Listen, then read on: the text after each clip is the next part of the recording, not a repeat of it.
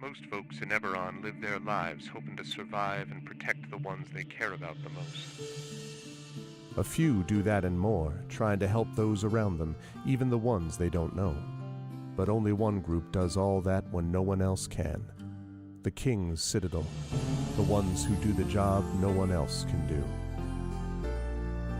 Elarian, the Shield, a star-forged Aegis whose strength lies in the defense of their companions and their will to keep the Citadel and its missions safe no matter the price, even when that price must finally be paid. Merime, the Sword, a Kalashtar bard whose dreams predict doom and disaster, and who has touched the mind of a god. Her skill in battle, insight into the hearts and minds of those she encounters, and love for her sister in the Citadel is more necessary than ever, if her divinely touched spirit does not waver.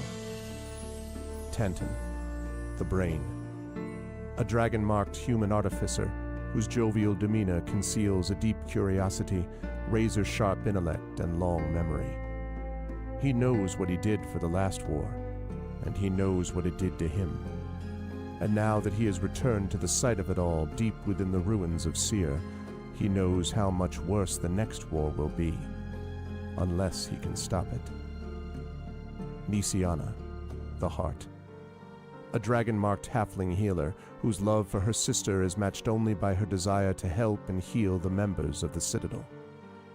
She's grown wiser and more wary, and has learned that at times harming matters as much as healing. Can she keep hope and the King's Citadel alive? Rowan, the Wild Card, a human wild magic sorcerer who's played a dangerous game for most of his life. He's gone all in to save his friends, but for the first time he's learned they're not the only ones sitting at the table. Can he break through the shadows of his past and finally call the bluff? These 5 elite operatives came together to aid the salvage outpost of Salvation, where the Grey hovers nearby, a threat and a promise. With the Oracle of War, they found an artifact powerful enough to end a war, or begin one. They traveled to Sharn's City of Towers to unravel the Oracle's mysteries while stopping assassination attempts from the terrorist organization known as the Emerald Claw. They traveled back to Salvation and into the Grey to repel a war-forged invasion and take the fight to the Lord of Blade's secret fortress Razorcrag. They paid a heavy price to rescue hostages from the fortress, and the Lord of Blades escaped into the Grey, seeking a way to create an army of Warforged powerful enough to crush the 5 nations of Corvair. But the Citadel had more immediate problems, the Emerald Claw, and a looming war. At the same time learning that the Lord of Blades seeks the Oracle of Bones to create his invincible army. Now the King's Citadel is in a race against time to unite the 5 nations and stop the Lord of Blades before he can turn his full might against all of Corvair. They've saved Salvation, navigated Sharn, prevented disaster at Razorcrag, stopped the war with Thrain, and thwarted the Emerald Claw. But can they finally unlock the Oracle of War's secrets and defeat the Lord of Blades? Only if they remember that in the end, all they have is each other and the King's Citadel. Long live the King. Welcome to Eberron. Welcome to Corvair.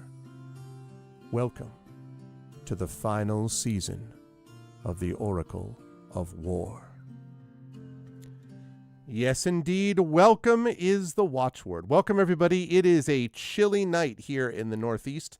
It is currently, I believe, about 8 degrees Fahrenheit outside, and it is going to be dropping down to 1 degree or possibly 0 degrees Fahrenheit, along with 50-mile-per-hour gust of winds, meaning the wind chill feels more like negative 25 or negative 30, which means I have got full-out warm weather inside. I am like, got my sweater. I've got everything on.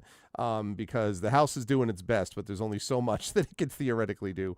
And so we're going to stay warm with the dragon fight tonight as we wrap up we go to day 87 of D&D with Infinity Beyond, Eberron Oracle of War, and wrap up Scars of War one way or the other, either by defeating a dragon or being defeated by it. We shall see.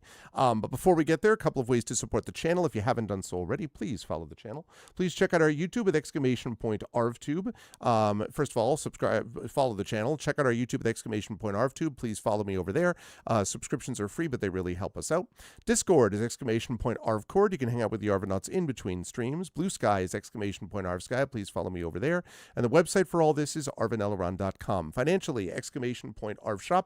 That is the merchandise area. You can get cool stuff for yourself, cool swag that also supports the channel. The Patreon is sitting at $61 per month. We're trying to build that back up into triple digits. Unique stuff for you and for the channel. I have not reset inspirations for this month, so if we need inspirations at all, they may have to sort of do that, and I'll reset it later on. I'm trying to get caught up on some work, but it's close to being reset, and so you can get inspirations to help our players, plus a variety of other things with that, not to mention help the channel reach various channel goals. Same thing if you subscribe to the channel, as Tren was kind enough to do at the beginning of the stream. You get those custom sub badges and emotes to use here, there, and everywhere across Twitch, so please support us by subbing to the channel as well. On the publishing front, Icarus, my graphic novel from Mathis Arts, Library, my Tales and Tomes from the Forbidden Library, my 5e adventure and sourcebook from Alligator Alley Entertainment, and very excited about hopefully new printings of that coming. It is sold out in print, but available digitally on DriveThruRPG, and maybe there might be a couple of wandering around at your friendly local game store.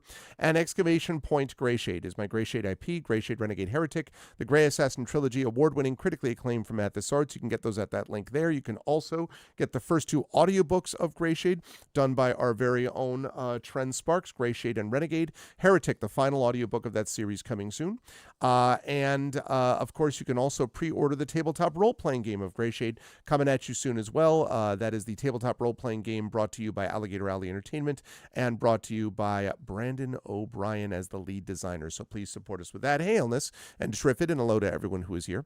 And last but certainly not least, BLM, Black Lives Matter. Important to affirm and assert the significance and importance of Black lives.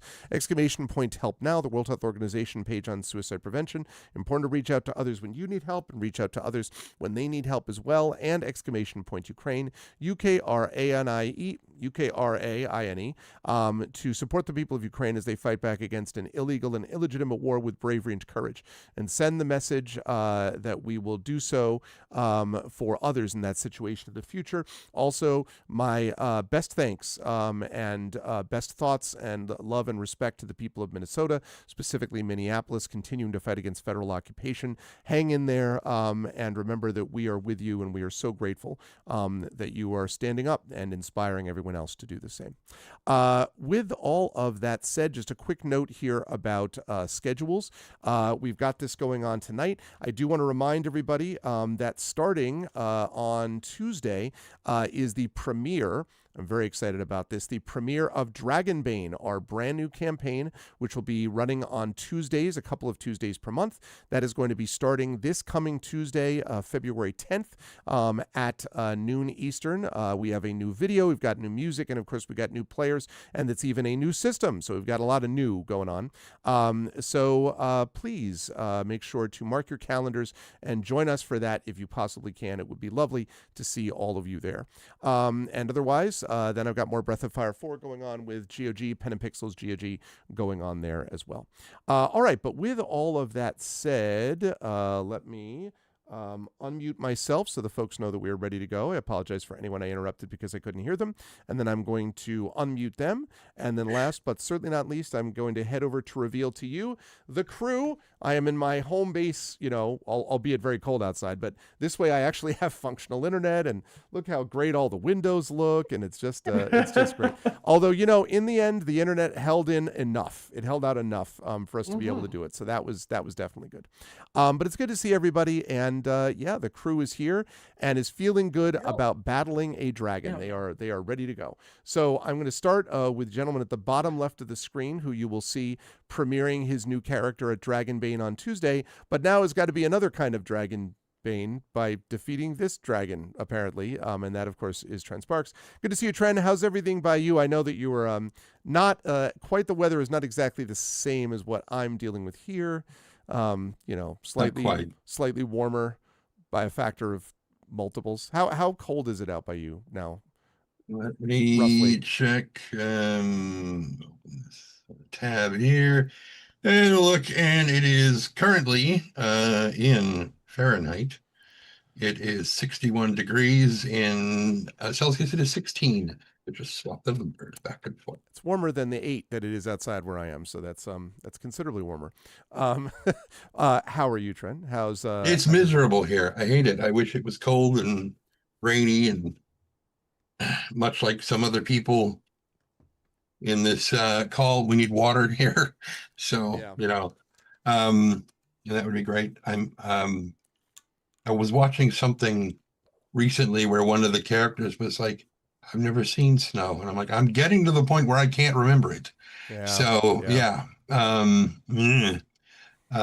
some would be nice. However, it's bad enough here when it rains and then slightly freezes. Yeah. And everyone here loses their damn minds.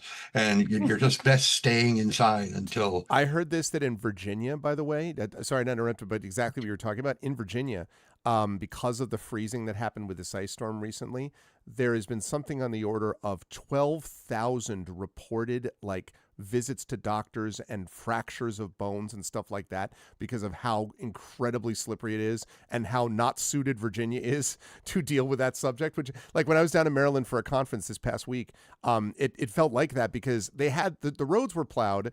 If by plowing the roads you mean everything but the right turn only lanes, any of those single turn only lanes were half done. It's they were it's clear, you could get a car through there now. Anyway, so that would be, I imagine, the worst. Not just that it freezes, but that California, not famously known for handling multiple ice conditions like that, right? Just got an email saying to join this voice call. Okay, well, that's good. You've arrived. You've gotten there. In which case, I am playing Miatantan Takish to Canada, the House of Canada, the House of Making, who are kind of bastards. I am a battlesmith artificer who normally has, for about 15 minutes, a mechano good boy before he turns into a pile of parts and I have to put him back together again.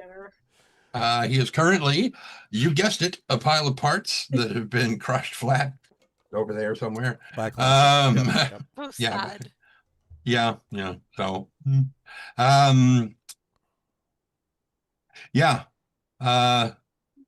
but I'm fully healed. So yes, you are fully for you. There you go. I'm not the one who's in danger, though. I am not Ralph Wiggum sitting on a flaming bus with 600,000 necromancers going, kill her. Yeah. Kind of thing. Yes. You are although, with the dragon facing you, well, we shall see. I'm sure there will be many dragon better be facing me, because if she thinks I won't shoot her in the poop chute, she is wrong.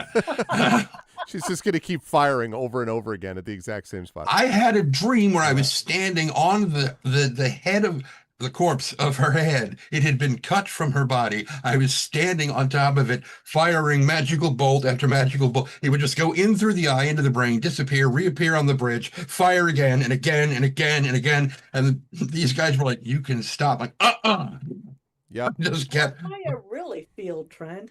Yeah. Oh, okay. So no, let's always a pleasure to have Trent with us, and also a pleasure, of course, to have Marie with us, who is the only one in this call. Well, no, I shouldn't say that. Maybe John's dealing with even colder weather, but I don't think so. I think from what you described, it's not as cold as what we're dealing with. But I not bet anymore. But I bet Marie is dealing with super cold weather. Are you right now in the great frozen north of Ottawa?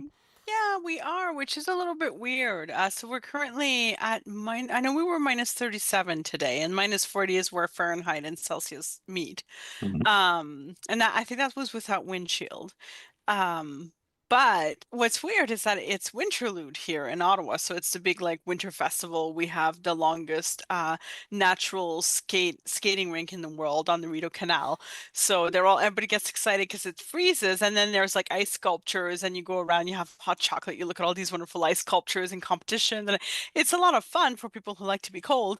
But usually during Winterlude, the poor organizers put all of this work into this wonderful winter wonderland, and then always we go above zero, so we start to thaw. Always, like you go see the like melting statues and the beautiful like princesses slowly falling to the ground. It's really wonderful. And then the Rideau Canal always is like, oh, you can't skate on it again, and then it's a big like no. But this year it is -37 while it is Winterlude, which we all call here Waterlude, because that is when a thaw begins and then it refreezes afterwards. So I don't know what's happening anymore, is what I'm saying. It should be warm right now. It should be balmy, at least zero. But it is it's not. not. But it's not balmy. But it means you get to ice skate that much longer, I guess, for people who want to, like. Yeah, for people who want to ice skate. I fractured my skull on ice in grade 5, and I got to tell you, ice and me That is have the not least been surprising BFF. background story I've ever heard. Can I suggest you not go anywhere near anything involving falling, Marie, or fracturing heads of any sort? Okay. I bring it with me, but the perhaps even less surprising in that like background story is that at the time I was going around in circles with friends and singing. No, that's not surprising either. You're right. So anyways, that's how I fractured my skull and had like walking amnesia for like 5 minutes, which is super cool because you don't remember it. But so anyways, ice, cold, but beautiful day. We had sun today, which is deceptive. That means it's a very cold day usually when there's sun after being snow. The air gets crisp, you can tell. Yep. So you stay inside. Yep. And I am excited to be here. I am playing Mérimée Hawksmoor. I am a College of Sword bard. I am very excited to no longer be frightened. I am in fact emboldened by everything that happened these past few sessions to go stab things, hopefully the dragon. And I'm just glad that all of my friends are still alive and will continue to survive much past this day and to much beyond this campaign, in fact. So yay. Yay. Always good to have Marie with us. I'm excited for that as well. Thank you, Marie. Always a pleasure. I will jump over temporarily because Brandon will be back in a moment. So I will jump over to Jen and say hello to Jen. I know that we were talking about snowpack and stuff like that, but we do not have to worry about temperatures to the same level that you have, right? Because you're like 50 something, so it's like 50 degrees. That is correct, but Brandon has now returned. Oh, all right, right. Brandon's returned. All right, so Brandon has arrived just in time to be able to introduce. Hello, Brandon. Welcome. We just got done with Marie. So how are you? How's everything in your neck of the woods, and who are you playing and all that lovely stuff? Hello, everyone. Apologies. I just need to very quickly check on something. I am... That was a very long pause. I am good. Are there woods? Are there woods in Trinidad and Tobago? Can you have your neck of the woods if there are no woods there? Are there woods? No. We will find a turn of phrase for which that should possibly matter, and that will be the turn of phrase that we will use on a regular basis. Your neck of the Caribbean? I don't think that's my stretch of the beach. My league of the ocean. My league of the ocean. Yeah, exactly. Yeah, our stretch of the beach. Yeah, exactly. As is my wont, I have a media thought to share this weekend, which is a particularly somber one for a particular caliber of nerd, which is, if I'm not mistaken, sometime in the next few minutes tonight, which is Sunday morning Japan time, the very final episode of this year's series of Super Sentai will end, and with it, there will allegedly be no more Super Sentai ever again. Filling its slot next year will be a new franchise called Project Red, which will start with a new series, which is Gavan Infinity, which looks very good. And while personally, Super Sentai was not my tokusatsu series of choice, everybody knows that's Kamen Rider. It does feel like the end of an era for a series that was running for several years to just kind of go kaput. Suffice it to say that Super Sentai as a franchise has been going through a lot between both the sales of its products in Japan and the way that Hasbro has been treating the Power Rangers adaptation of it in the US. Yeah. So it does feel kind of sorrowful. I hope for the best for everybody who was working on that franchise. I hope that when this new series Gavan Infinity comes out, that it will be very kick-ass. It does look very kick-ass. And I'm very excited to see what the future of Toei's tokusatsu properties will look like from this point going forward.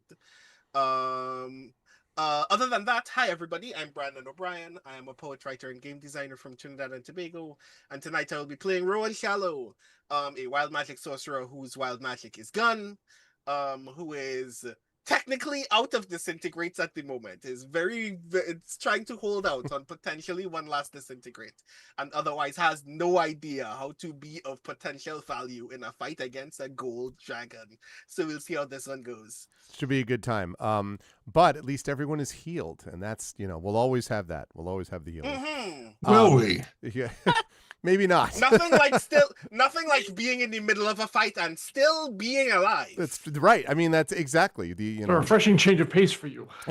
Exactly. Always a pleasure to have Brandon with us, and also a pleasure now, of course, to have Jennifer with us. Jen, good to see you. And yes, I think I was asking, so reasonable conditions, reasonable, temperatures out there. And I suppose that's good because you want to make sure that you have weather that's good enough either for celebration or condolence after whatever happens in tomorrow's Super Bowl, which I know is consuming the Pacific Northwest, happens. If the Seahawks manage to pull things out. It's consuming a subsect of the Pacific Northwest who actually cares about the Super Bowl. Cares about the Super Bowl.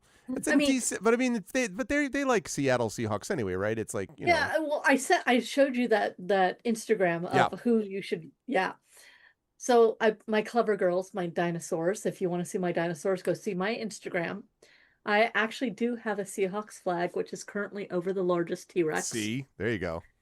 Just because, but I don't really care. I mean, well, though every time I hear about the Patriots and people being mad if the Patriots win again, that's the again thing.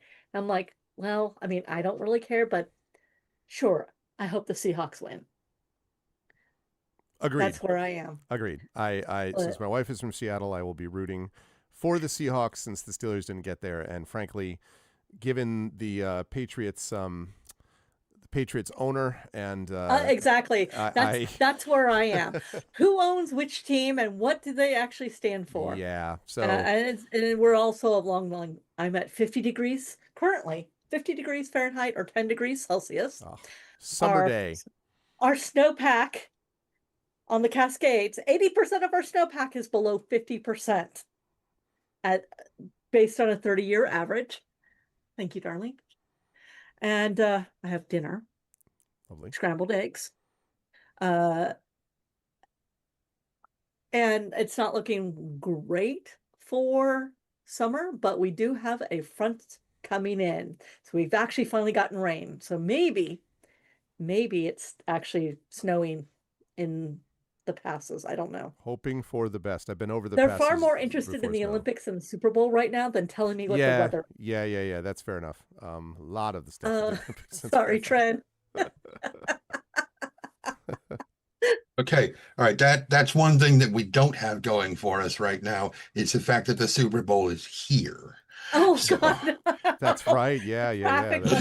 Horrendous. Yeah. Well, see, my housemate and we decided to go to lunch to the only Arby's remaining in the Bay Area, which is on the other side of the bay from us. So we had to go past because we are gluttonous.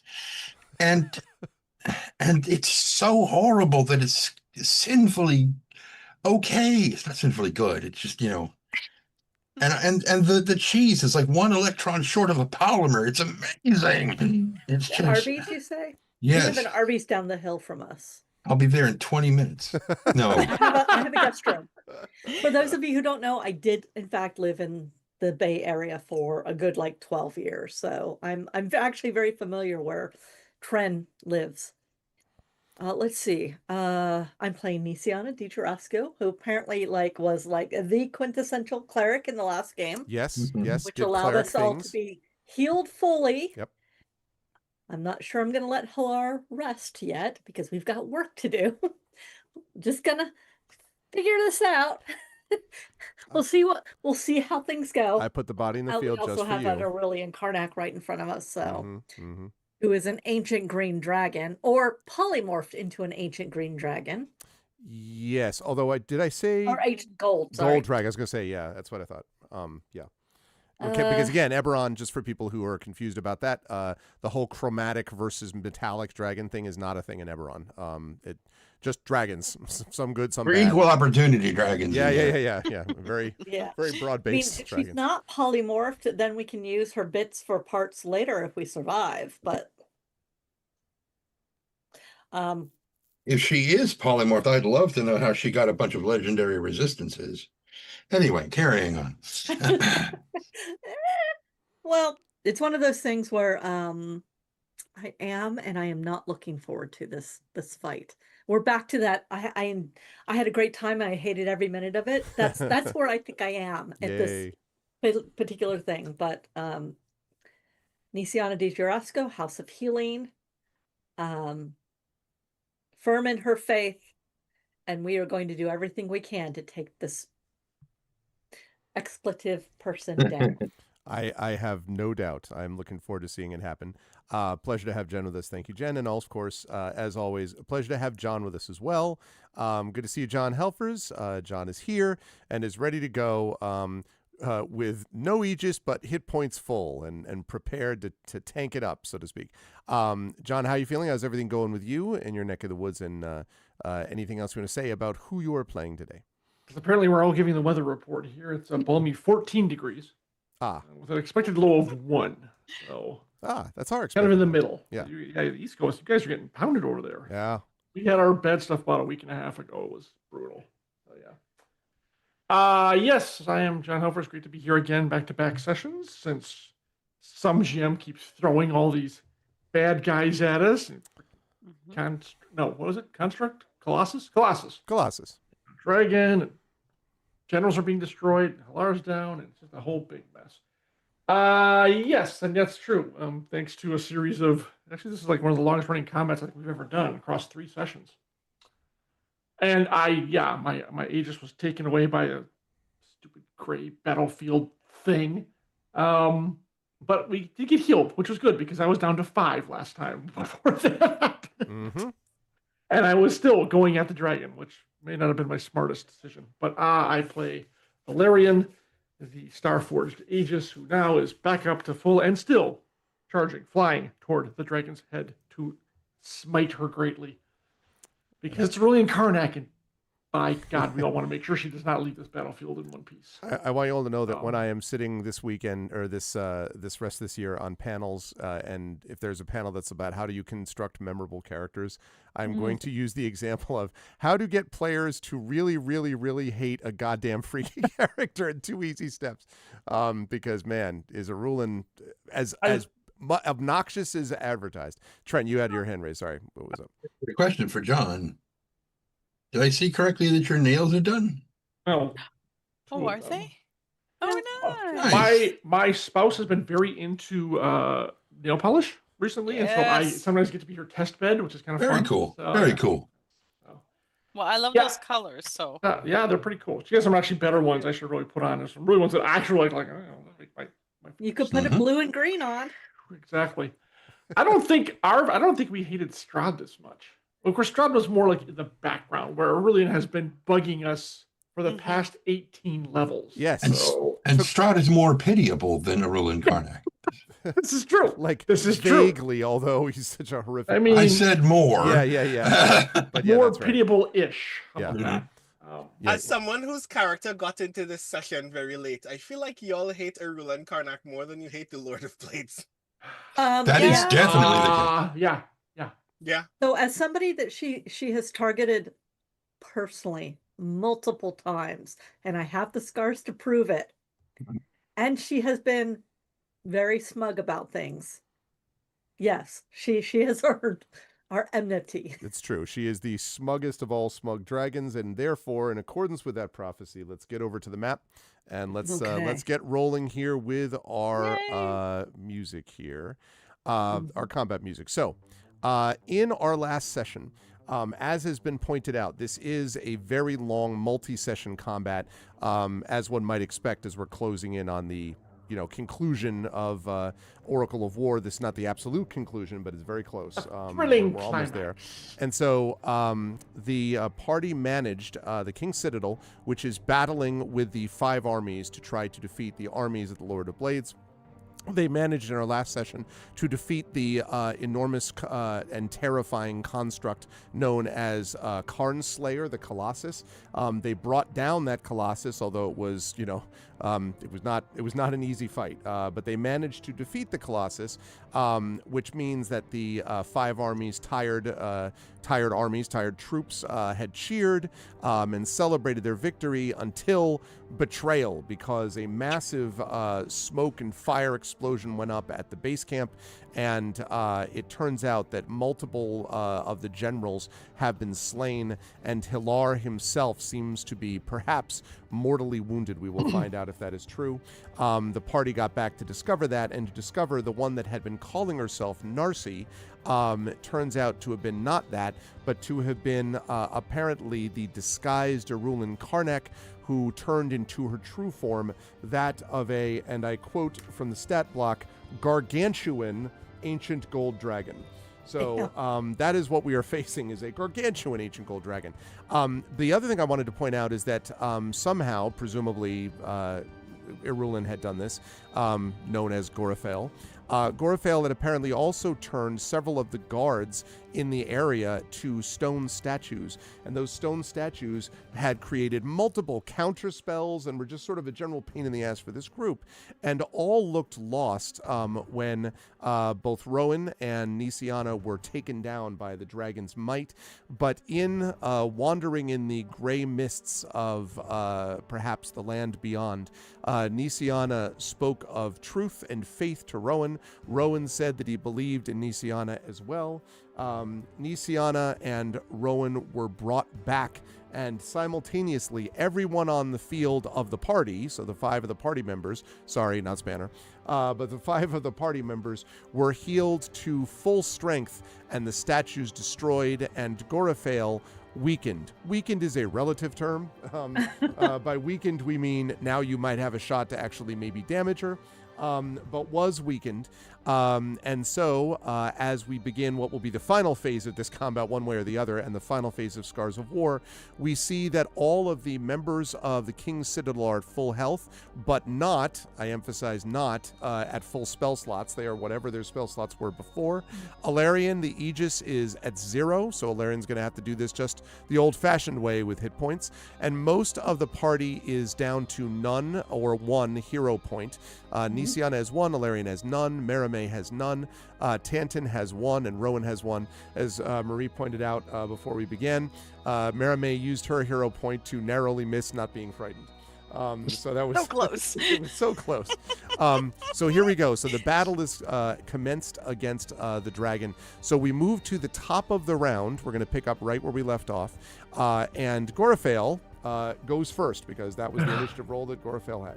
So Gorafale seems enraged, I think might be the way to describe it. And Gorafale sort of looks balefully at all of you, and then for just a brief moment closes her fierce, enormous green eyes and then opens them again. I would like Alarian and, let's see, I would like Alarian and Rowan, please, to make perception checks for me. Fun. Also, I'm sorry, before you roll that, Rowan, I'll also take Arcana for this. I don't know if that would have helped you, Alarian. Perception's better. Non-natural 20. Okay. And I'll do Arcana is better. well, wait a minute. Do you get advantage on perception because of being observant? All right. Yes, I do. Hold on. In which case, perception will be better. It's up to you. Probably be, yeah. But you can't do both. Right. My passive perception would have had a +5 bonus. But since you're asking me to roll, I'll roll Arcana. So I'll take that 14. Oh, you sure? Because, okay. All right. So, 20, okay. Rowan, I don't think you notice this, but Alarian, you do. After her eyes open again, you note there is a very faintly shimmering, almost looks like a very thin curtain of water that is now encircling Gorafel. You're not sure why, but it was definitely not there before. So wait. You said a curtain of water? It's as if you're looking through a curtain of water. Again, I want to not overestimate. Like, Understood. it's faint, but there's a shimmering. Another way to describe it would be as if you're looking at a mirage, in a hot. I'm going to use lots of hot references to warm me up today. So just assume, warm desert road, and there's like the shimmering of the mirage on the highway, that sort of thing. And this this is definitely not there before. This is like not in her eyes, but like all over. All over her body, yeah. It just meant she closed her eyes, and then when she opened them again, she did that.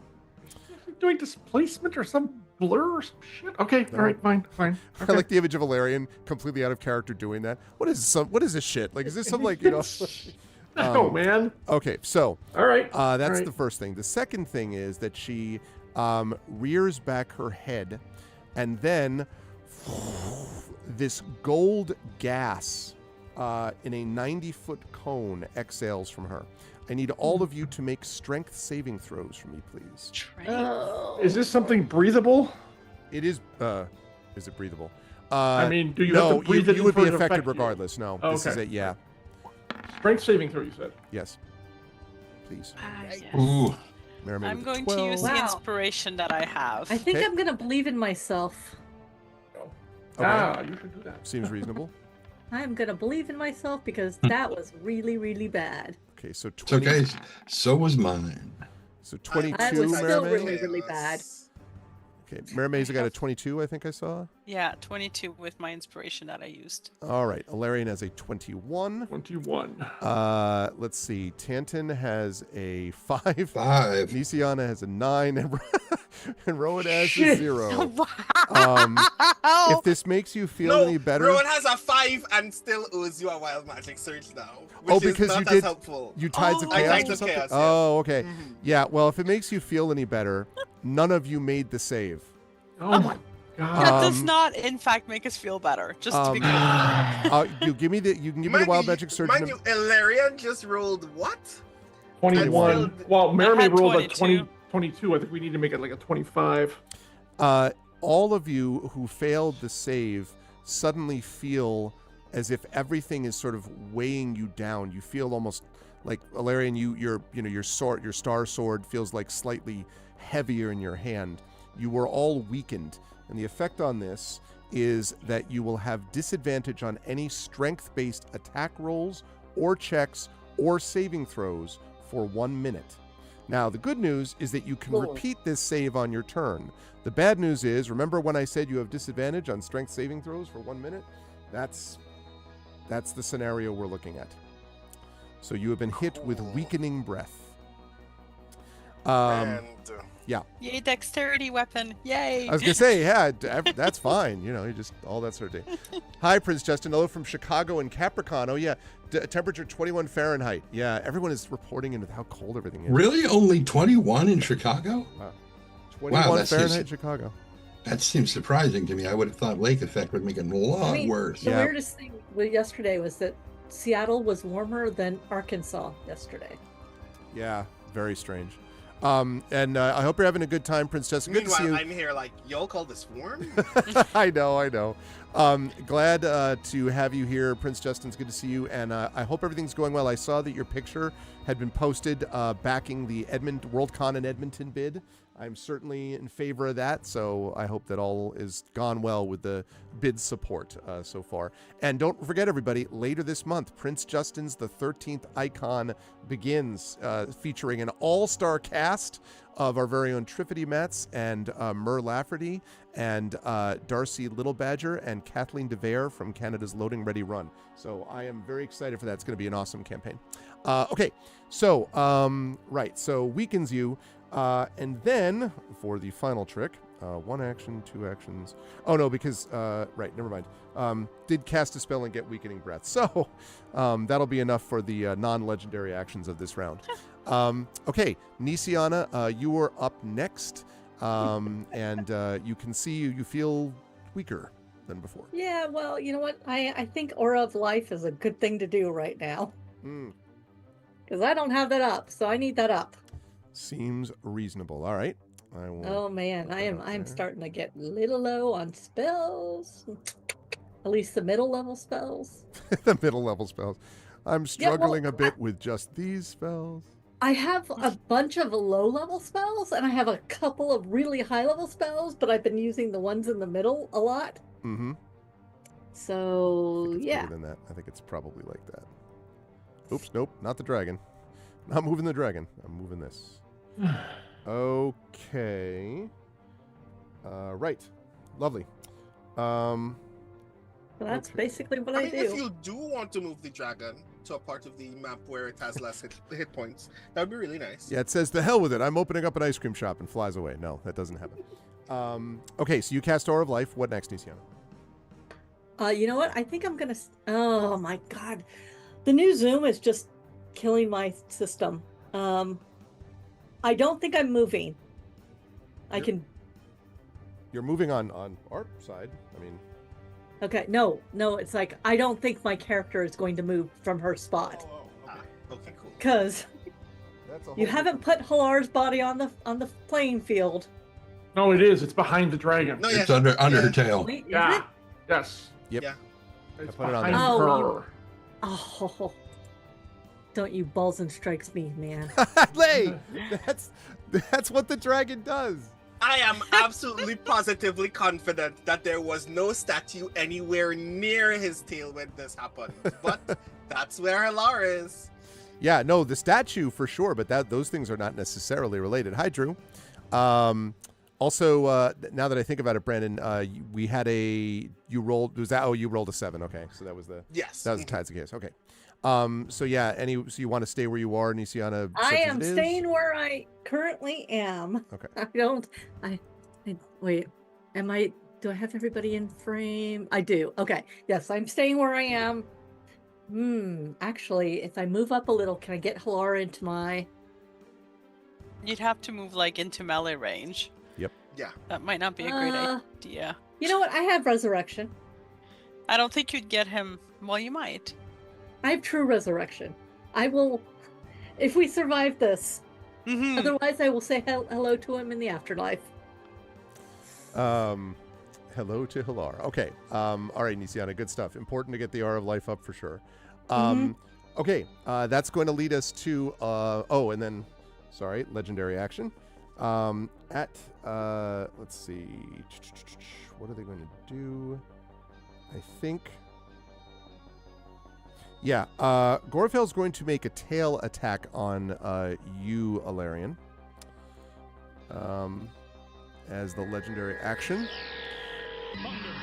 Oh, and we get a nice raid from Live Suing. Thank you, Live Suing. Appreciate that. Hey, Fox. Welcome. Good to see you, Live Suing. Welcome. Who Raiders? Good to see you live. I saw that you were streaming earlier today. I'm curious what you streamed, but I hope everything went well. And let me add this. Okay, so going to attack you, Alarian, and with a tail attack. So let's see. That is going to be... Okay. That is a 30 to hit. Oh, that will do it. Okay. Let's see. And that's this. Okay, that is 21 points of bludgeoning damage, Alarian. All right, and she takes 9. She will take that from the spiked Aegis. 21, 94, 84, 70, 73. Okay, let's see. Okay, all right. She takes that. Okay, and now it is the now that legendary action's out of the way. Now it is Alarian's turn. Marame is on deck. What would you like to do, Alarian? So when do we roll the saving throw? Oh, yeah, that's true. Turn? Speaking of which, we have to remind Jen to do that. When she comes back. But yes, you can do that at I believe it is at the end of your turn. So at the end of your turn today, you can do that. All right. Well, then I'm gonna. Oh, you're streaming Stray. I've heard good things about that live. Nice. Yeah, it's very good. Yeah. Very good game. Jen, don't forget to roll your saving throw for strength save. for strength save. At disadvantage. Yeah. You're muted, but I was able to read your lips. I knew what you were asking. Disadvantage. Well, I'm going to attack twice because. Okay. Why not? Okay. Okay. So that is not enough, I'm afraid, Nisiana. Okay, so go ahead and make your make your attack number attack. 1. Both sucked. Okay. Yep. Good. Attack number 2. Not much. I'm assuming a 17 is not going to get it done. Will not. So. All right. And then that's all I can do is stay in her face, and we'll do that strength check at disadvantage. Yep. Tanking it up. Boy, I really wish I hadn't rolled that 3. You know, if it had gone the other way, right? Like, just like, sadly, no. You remain weakened. Okay, let's see. At the... Is it going to... No, it's going to wait. Okay, because it's used 1. Yeah, it's going to wait. All right, Merime, you... No, I take that back. It is going to use a second legendary action, sorry. It is going to use... She begins to beat her wings. So I need all of you folks, I believe. 5, 10. Yep. Everyone is in range of this, so I need all of you to succeed on a dexterity saving throw, please. As you are buffeted by winds, not unlike the winds right outside my window. This is at normal. This is at normal, yeah. I mean, or if you have any benefits to dex savings. Wow, it's actually a pretty good save, but it does help me. I'm going to make this, I'm going to Tides of Chaos again. Okay. 18? So, the only one who makes the save is Merime.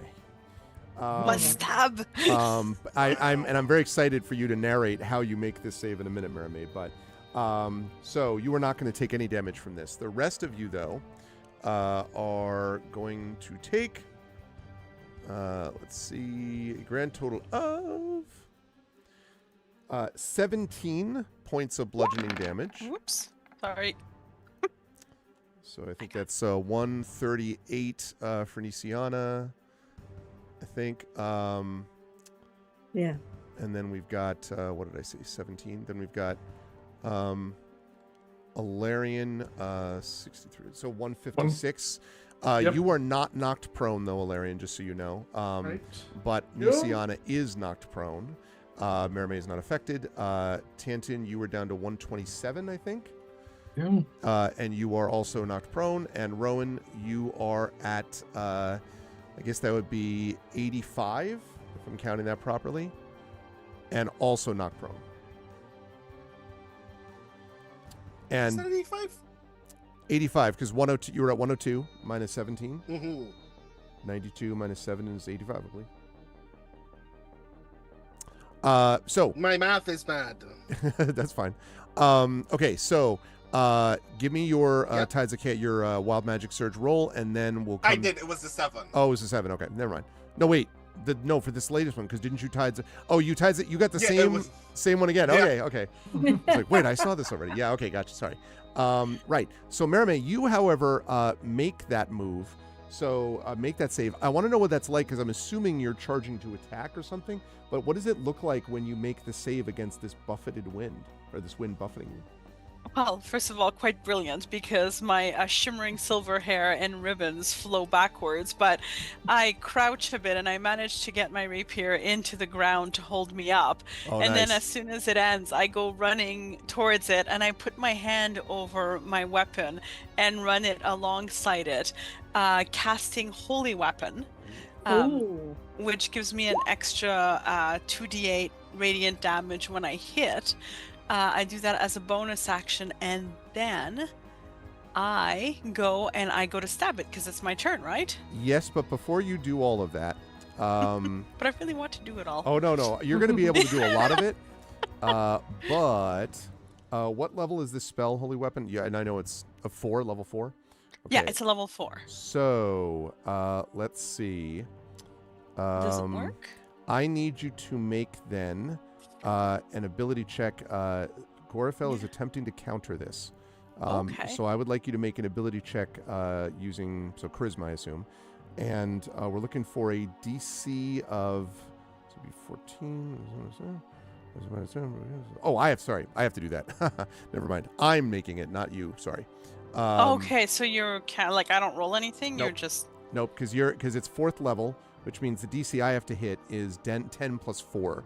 So I need to hit a DC 14 with my bonuses, which I can't tell you that. Even though hair spell save DC is 19? Yeah, because the description is, if the creature's casting a spell of 4th level or higher, make an ability check using your spellcasting ability. The DC is 10 plus the spell's level. So that's the description of that. So, oh, well, I'm guessing okay, that was a pretty good roll. 33 is probably going to counter that spell. okay. I'm afraid Holy Weapon does not work, I'm afraid. That's okay. So that just means she's afraid. yeah, and she used her reaction. Ooh. Excellent. But have you heard of legendary reaction? I'm just kidding. Go ahead and Ah. go ahead and make your attacks. Okay, I was just trying to find one thing. I'll find it later, but I had gained the thing that I could do a reaction something. I'll find it later, but I'll just attack now with joy. Okay, so attack. I'm using my brand new fancy +4 rapier. Yes, indeed. 36. Woof. That's a whole lot of hit. Yep. If I had my holy weapon, it would be even cooler, but it's a 17, and I'm going to follow up with a flourish using my bardic die of D12. Okay. It is going to be a defensive flourish. Okay. 3. I Well- still feel good about myself. So you still take 3 hit points extra. Absolutely. Oh, wait, I'm going to put myself where I actually am. Near the face. The face. Okay. Lovely. Good And- stuff, Mermaid. That's And a lot another of hit. attack. I know. It keeps on going. It keeps on going. And I'll also ping into her mind. It's nice to see that you're afraid, Elurian. You should be. And then I will hit again. 37. Wow. 11 piercing. You can tell I Mermaid's can't so do- happy to be actually fighting something. I'm not frightened. Yay. Okay, 11 I have piercing. been waiting to stab. So that's my action. I use my bonus action casting Holy Weapon and having it reduced. So that's all me then. Okay. That's what I got. Good stuff. Very impressive. Okay, good work. Gotta love College of Swords. No, amen to that, Prince Justin. Okay, good stuff out of Merame. Okay, Tantin is up next. Tantin, you are currently prone. I should have mentioned, by the way, oh, right, because Merame was not knocked prone. That's why we could do all that, yes. So you're currently prone. Tantin, what would you like to do? Well, I'm going to stand up for Okay. one. Bold maneuver. Not that really makes a tremendous amount of difference with my crossbow, because I can shoot it from the prone position. So if it was a regular bow, that would be different. But yeah, I'm gonna I made this promise that I was going to expletive. Okay, copy paste that about 60 times. But we will abbreviate that to. So I think she's lucky I'm not a rogue. 27. 27 will hit. Nice. Because if I were, oh man, she would be dealing with sneak attack damage right now. Well, I didn't declare it, so. Also, Mermaid, did I get a strength save from you at disadvantage about that effect? No, I didn't make that. I'll make one right now if that's okay. Yep, go ahead and do that. And so we're looking at 8 piercing is what we got there? Yeah. Okay. Yeah, no. Nope. No. Get even weaker. No. Yeah. All right, 8 piercing. Okay. And let me check my spell slots here real quick. Where are you? Where are you? Oh yeah, okay. I'm going to put a branding smite on this. Okay.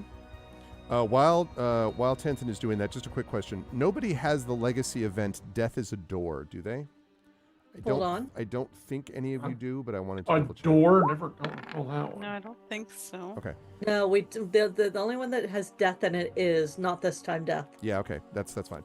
You avoided a negative much earlier in this campaign that would have had a bad effect on this, so I was curious. Okay. Yes. 24 to hit. 24 will hit, yes. All right. So here's the base crossbow damage of 9, and we will add branding smite, which is 2d something radiant.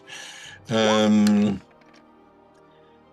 8 radiant damage, and she is glowing. So the next attack on her has advantage.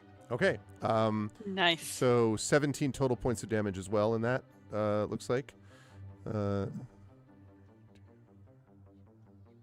For the round? So no, from you. But that's what I mean. From me for the round, because it was 8 from And the 9. previous shot, and then 8 radiant. So it was 8 points of piercing from the first shot, 9 points of piercing from this shot, plus 8 points of radiant damage from the branding smite. Oh, because I see why. I missed the fact that Merime rolled in between, and I didn't see that other one. Okay, Okay. right. So that's another 8 points. Got it. Okay. Lovely. All right. Excellent. Which means you stood up, so you weren't going to move, but probably not moving anyway. Okay. Excellent. That is going to lead us to... No, it won't. Oh, yes. Strength 5. Sadly, still weak. Now it leads to... As the kids say, still shooketh. All right. Rowan, you are up. Last but certainly not least. You have hit this dragon, but the dragon's also hit all of you quite hard multiple times. So. How much are these squares again? These are 5-foot squares, I believe he said. Question mark? Okay. I think Yes. that's right. 10, Yes. 20, 30. Right. I dash over. I run over here. Okay. You were prone, Rowan. Yeah. Am I? You just start with. You were knocked down. Fudge, Can't run down that unless you're means going to double I move. can only stand. Yeah, sorry. Grr. Which means that the action that I have to take is gonna be a while anyway.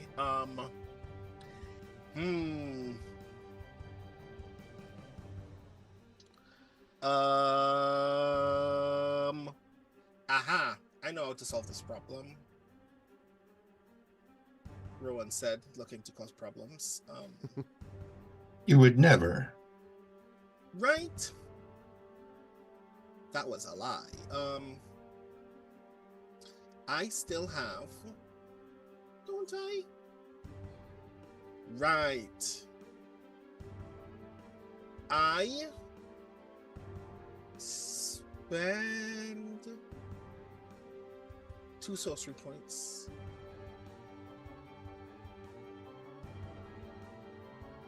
to quicken spell a wall of fire Okay. Nice. Wall of fire. at 4th level. Oh, I want you to make an Arcana check for me, please, as you do this. Just before you do this, please, Rowan. Okay. I'm gonna Tides of Chaos. Okay. Because I guess that means I owe you 2 Wild Magic Surges immediately after this. Well, dependent, yeah. But do the Arcana check first. So that would be Tide 19. Ski, 19, yeah. You are pretty sure, Rowan, that a gold dragon like this is not affected by fire. Just letting you know God it is damn probably it. immune. Which means you don't have to cast the other spell. That's why I had you do the Arcana check, because you would know Right, that. yeah. Then I would not. Fudge. Then I would use that 4th level slot for a Vitriolic Sphere. Okay. And then you can give me your 2 Wild Magic Surges. So that's 20 feet. So just roughly around the torso area. But yes, let's... This is roll number 1. Aha! Oh. Wow. Success.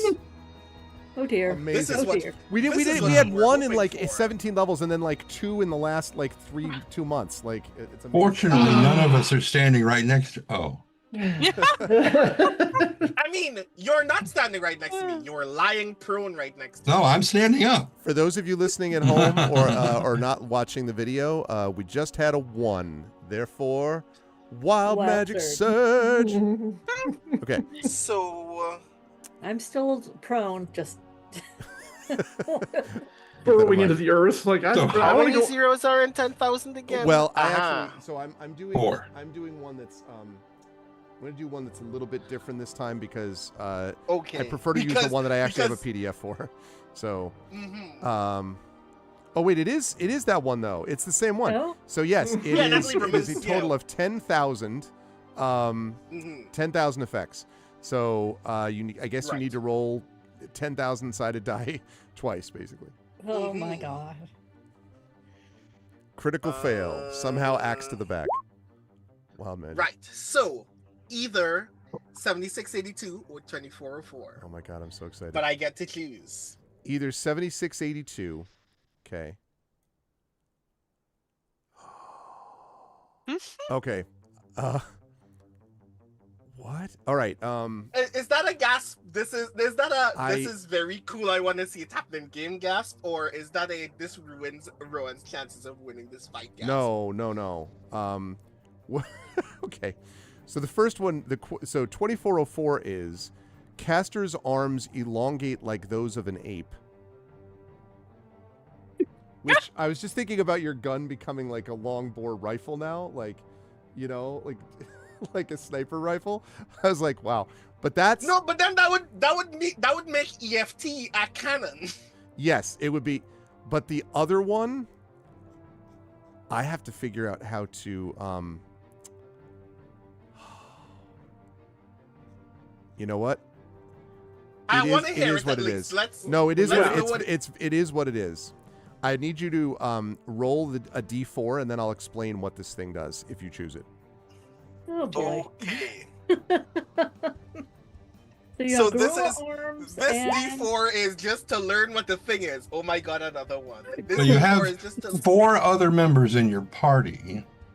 So it could be rolling to see which of us it affects.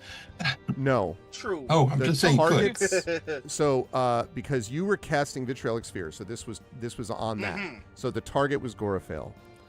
Yes. Chat, I better see some hypes and oh my gods after this one. Target's skeleton teleported 1 yard away.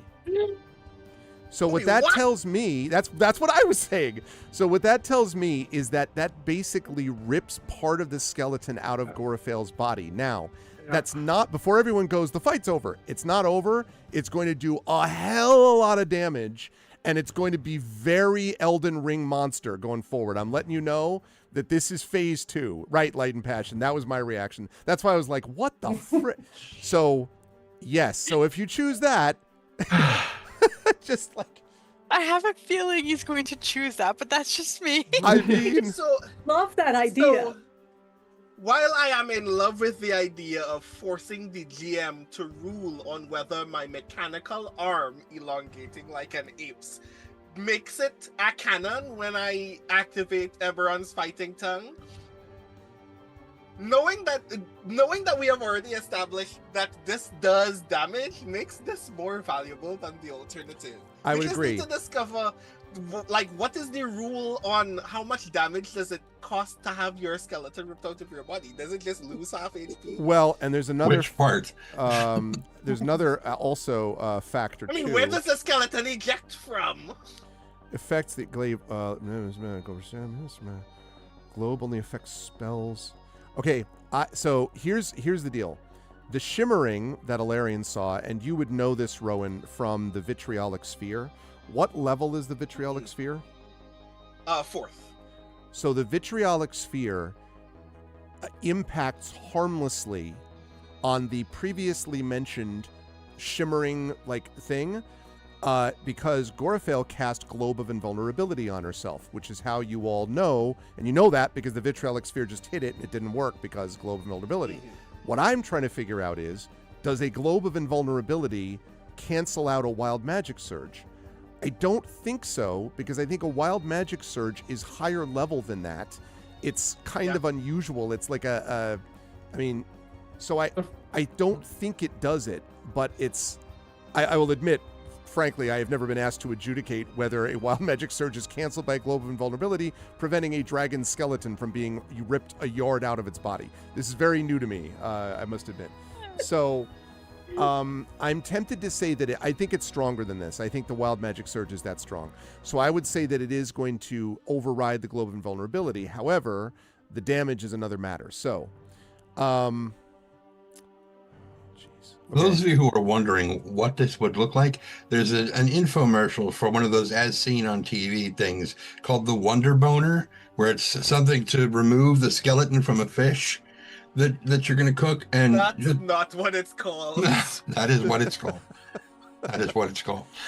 Oh my God. All right. All the horrified looks on the screen. Target a rib so it goes 1 yard back and impales the heart. That'll be amazing. Okay, Rowan.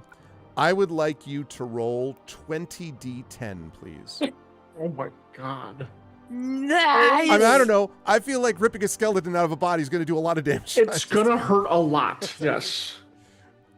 Jesus Christ. I read that. I read that twice. I'm like, I'm not reading that right. I was like, I love that because this is the thing that I love so much about this moment is that because this is not a spell I cast and this is not an attack roll, I can't do anything to this. So we have to hope that there are no ones in this room. Jesus, There are 116. 116 points of damage. Wow. So 4 10s, only 2 1s. So let's Couple see. twos. Very nice. Wow. Okay. This is very enjoyable. So you cast this and you see Gorafel gives this horrific shriek, and suddenly there is this hideous ripping sound. I really hope I'm not moving past any lines and veils of people being like, please don't talk about dragon skins being ripped off them. I was not expecting that. It was not on my bingo card. And goes literally a yard away. And there is this shower of blood and ichor, and this thing is now just skin and bones, quite literally. But the skeleton and the will has not deserted it. Can I find... Do we have two enemies now? No, it's just No, 1 yard it's over, so it's like half out of her. Exactly. Just Like bones sticking out, you know? Yeah. Like gaping. That's wow. Wow. Yeah. Well is a word. mhm. That was And ow. Thanks to Dragon. Wow, ow. Ow. Does that mean that it is also being severely wounded by the wing spines that are now in places where Nice. wings are There not? you go. There you go. Nice. Love it. I love it. I love that you looked for this. Listen, I'm trying to just... Arv, Yes. is the Globe of Invulnerability a concentration spell, and do dragons have to concentrate on their spells, or does it just happen? They do have to concentrate on their spells, but and Globe of Invulnerability is concentration. I'm tempted. This is an ancient gold dragon, so I'm not going to just auto fail it. But No, it gets I was tempted because I mean, I don't know anything. I think I would lose I'm concentration missing a my lot. skeleton. What happened to my skeleton? Okay. I just want to say I just love the in-world implication of Gorafil looking down at me, trying to cast a vitriolic sphere, beginning to laugh, then howling in anguish, suffering a kind of pain I had not planned for it. Yeah, I mean that's. And like Rowan being like, I didn't do that. That wasn't me. It wasn't me. The world. It wasn't. That was me. That was the gun. Was- That was the gun. That wasn't me. Okay, she does hold on to the spell. But okay, now did you owe me one more wild magic surge after all that, Rowan? I think you did, didn't you? Right. Yes, there was in fact another Wow. one. Wow. This would be Do it wild. again. Do it again. Come on, one. That was wild. I This would be literally just looked at it. I'm like, ridiculous. that can't be right. And I looked at it several times, like, no. 19. The Nope. dice decided, Nope. let's balance this out, literally. Oh my goodness. That is astonishing. That is such a messed up image, by the way. I just want you, Greg. I appreciate this image that you have. I thank you. I wanted to not make it exactly in sync People are like, wait, is it a little bit off? I'm like, yeah, it is. Yeah, it is. Go talk to Rowan about that. Yes, That's Latent Passion is a giant blobfish now. Good God Almighty! Dragon blob. So I don't. Wow. I want to point out as well that that was a quicken spell. So all of that was a bonus action. Oh, that was a bonus action. That's amazing. Rowan doing work. All right, let's keep going now that you've reached the second phase of the Dark Souls boss. So let's. Oh God. So turning Sunshine into Eberron's fighting tongue takes an action. So I'm gonna take my action to do that. Okay. I love that name. I do want to note, by the way, that again, we talked about this being, and you hadn't got a lot of use for it, but you're being able to, Rowan being able to control, like choose the wild magic surge is so clutch here. Like, not that, like you said, the elongated thing would have been kind of funny, but this is just brutal. And I also double checked to make sure it did not say the caster's body, because that would have been a whole other kettle of fish. But no, this is definitely the target's body. And I'm like, all right. You So, would have survived it. yeah. You wouldn't have enjoyed it. Would not have enjoyed it. Thank you for the sub, Mrs. Dunsel. Good to see you. Welcome, welcome. I hope you're staying warm. Mrs. Dunsel, also a northeastern U.S. resident like me. So I hope you're staying warm. Thank you so much, Mrs. Dunsel. And yeah, everybody, Miss Dunsel, you just missed a deboning of a dragon. It was a strange experience. But thank you so much for the sub. I appreciate it. Also want to make a note that we've got another 5 or 6 people watching us in YouTube as well, by the way. So we have got some people in different places watching us, which is Yay, great. welcome everybody. Welcome everybody. All right. So that was the bonus action. So now what? Oh no, my action is just preparing Eberron's fighting. Oh, tongue. right. Yeah, got it. Sorry. Yeah. Okay. All right. We come up to the top of the round, and it's the dragon's turn. So she, like this sort of like half skeletal skin figure, looks in just horror. If it's a good thing you all are immune to her frightened presence, because you would be straight up front like, oh my God. Yes, Rowan. GM ruling. If Gorafale were to perform an action with its body, that would require its skeleton to be intact in order to perform that act with precision. Doesn't that mean that it would perform that task with disadvantage? No, because the body is held together magically. Dragons are not just physical beings.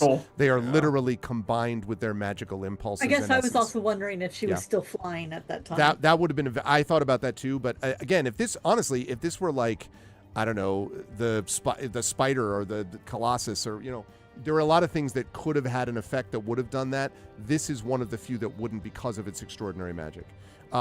Gorafale is essentially an 18th level spellcaster in addition to everything else. So anyway, it's a good thought. I did consider that.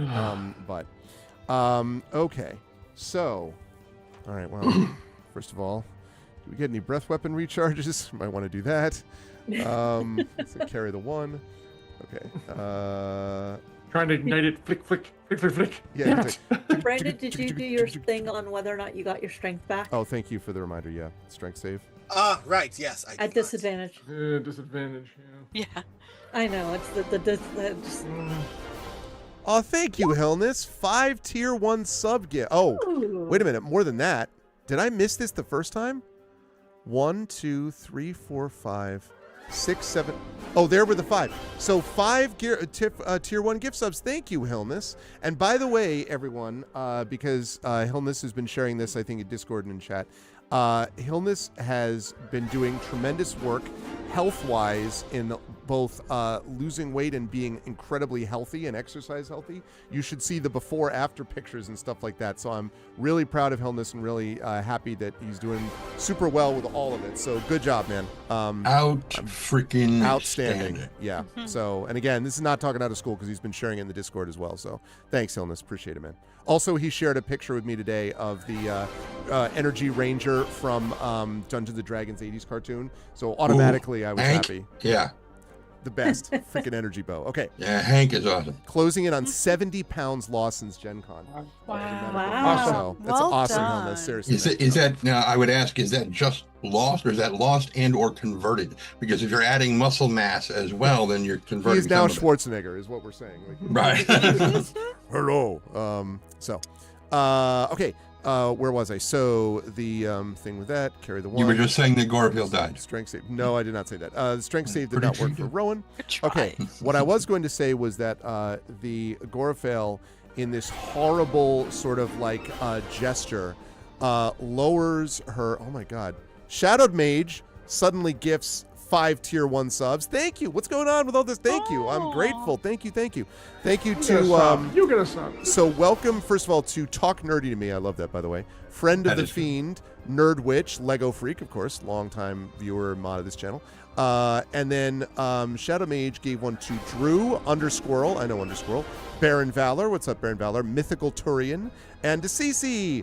And DeCeCe is awesome because DeCeCe works as a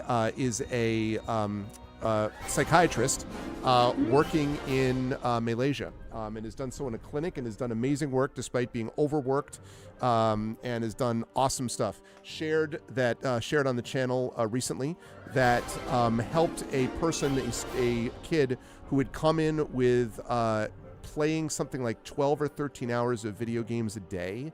And was like terrible social effects, has dropped it now to about 2 to 3 hours a day in one visit.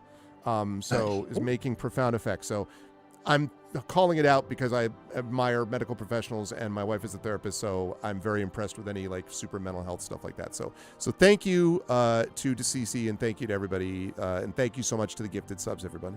And given all these gifted subs, I believe we should also make note to those people on YouTube that they can probably join the YouTube community over there, can they not? Yes, they can, absolutely. They can join. That's a good call. YouTube, you can join Twitch. Twitch, you can join YouTube. Also, we've got 7 people sitting in YouTube chat now. This is great. We have actually the most we've had in YouTube, so that's excellent. So welcome, YouTube people. And the more the merrier. Okay. And I will also mention, in the interest of the more the merrier as well, that if anyone else would like to do the gift sub thing, 5 or more gift subs right now are 35% off on Twitch. Yeah, That's true. That's true. So you can save money. Thank you, Brandon. That's a good point. That's a good point. Okay. And I'm feeling very good about everyone right now. Sadly, the creature you're facing does not, and breathes a cone of fire, which did in fact recharge. So what that means is that everyone is going to have to make a dexterity saving throw, please. Is that a spell? That is not a spell. That is fire breath. Breath weapon. Yeah. But Ooh. Dex, no. I'm gonna type some chaos Really doing bad on mine. You guys are not following the DM's instructions. He very specifically said, make this roll. Yeah, So yeah. keep going until you do. I need you to make it. Thank Make you. it. No, I did not say keep going. That is not what I said. But Yeah, well. oh wow. Go team, Right. go. So let me just roll some I am dice about here. to be a crispy critter.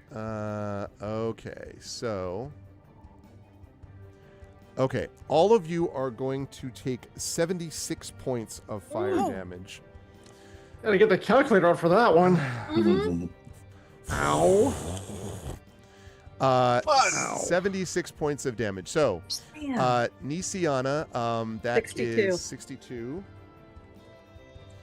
Alarian, that is 80. 80. Damn. Y'all are gonna be happy I have my aura of life up here soon. Merame, that is 34.